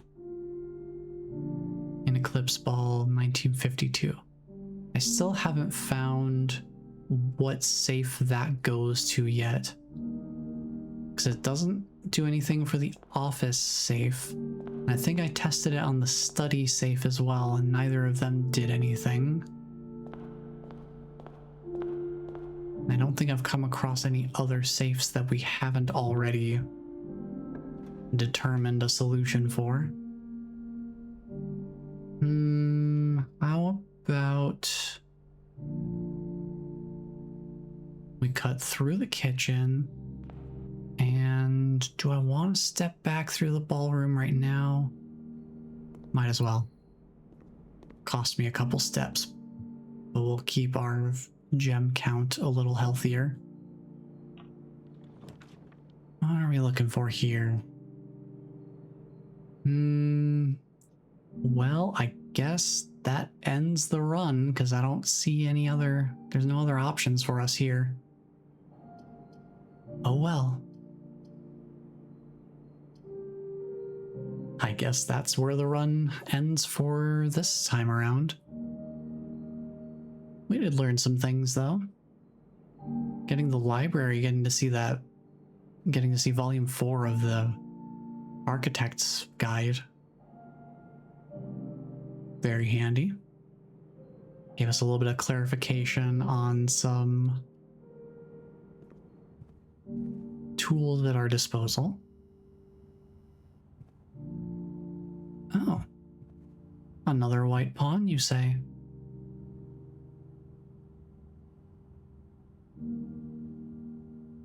So what I'm going to do here is I'm going to make a new list of rooms with chess pieces. And then I'll make a section for each of them.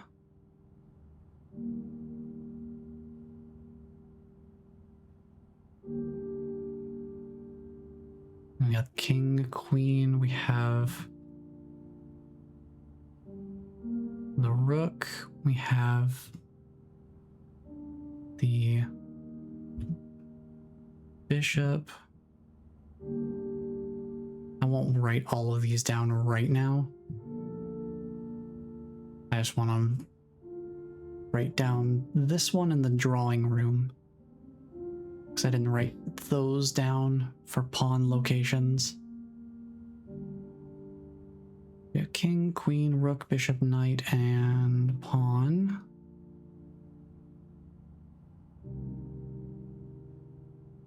And it doesn't seem to matter. I don't think it matters what color, because the one we get is blue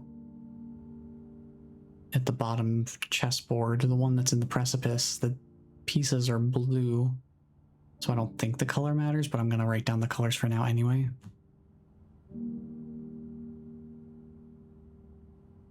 So there's one in the pawn in the guest bedroom. It's a white pawn, and then there is another one in the drawing room that's also a white piece. And I'll work on writing the rest of those down later. For now, though, I think that ends the run and my session for today. I don't think there's anywhere else. Yeah, there's nowhere else we can go to here. We have a magnifying glass, so we could check out the trading post as our final thing to look at before we leave. Might as well see if there's anything I can do with the magnifying glass while I'm here, because I haven't gotten to use the trading post yet.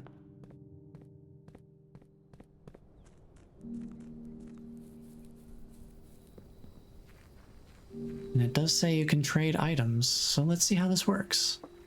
Hopefully the magnifying glass is worth something.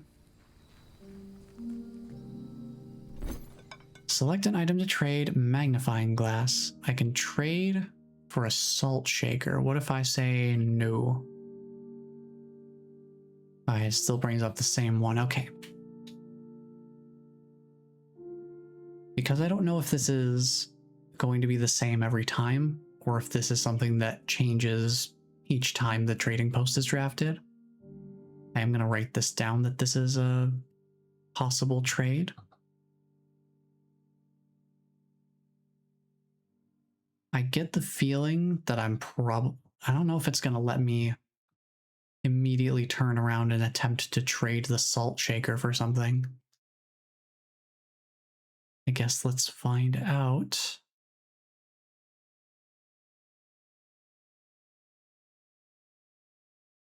Can trade in items for other items.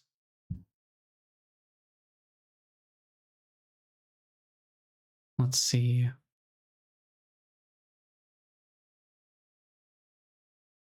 I'm going to say for this one, magnifying glass to salt shaker. Just do a bit of shorthand for now. Let's see what happens if I trade.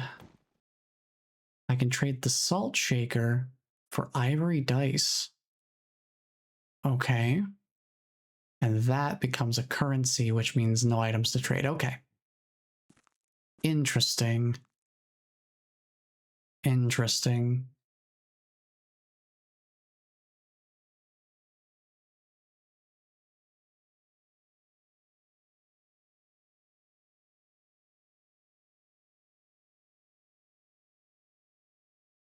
Interesting. Let me write this down. Magnifying glass to salt shaker. Ivory dye. Just so I have sort of a chain that it goes through. So the next time I'll have to keep in mind, I'll have to check and see whether I see the same results for the same items, or if they do change it up each time I draft this room. But with that, I think we are done for today. Let me take a quick look at what is going on online here.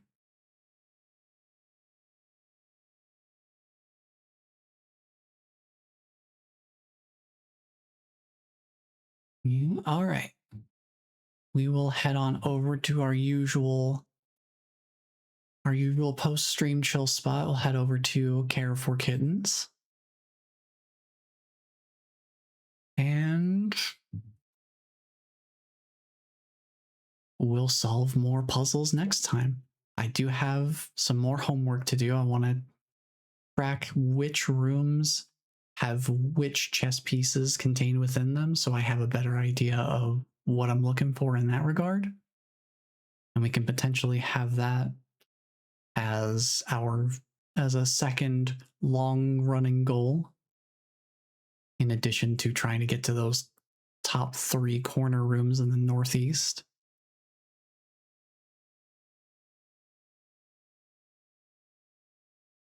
But that will be for next time. For now, I need to go figure out dinner plans and cool off a bit, because it is still warm. Not oppressively warm like it has been in the past couple weeks, but it's still a little bit toasty in here. So I'll work on cooling off after the stream as well. But that is where we will call it a day. So, thank you all for being here and hanging out. This has been we've been having very fruitful sessions each time. We've been finding a lot of good info. And we're still piecing things together. We're still not at a point where I feel like we're stuck or anything yet. So we'll see how long that lasts, but so far we're on a pretty good info streak. But that will be it for me.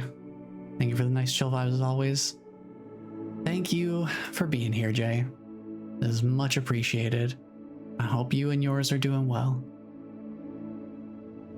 And thank you everybody for being here and hanging out. And just know that somebody cares about you because I care about you. And until the next stream, take care everyone.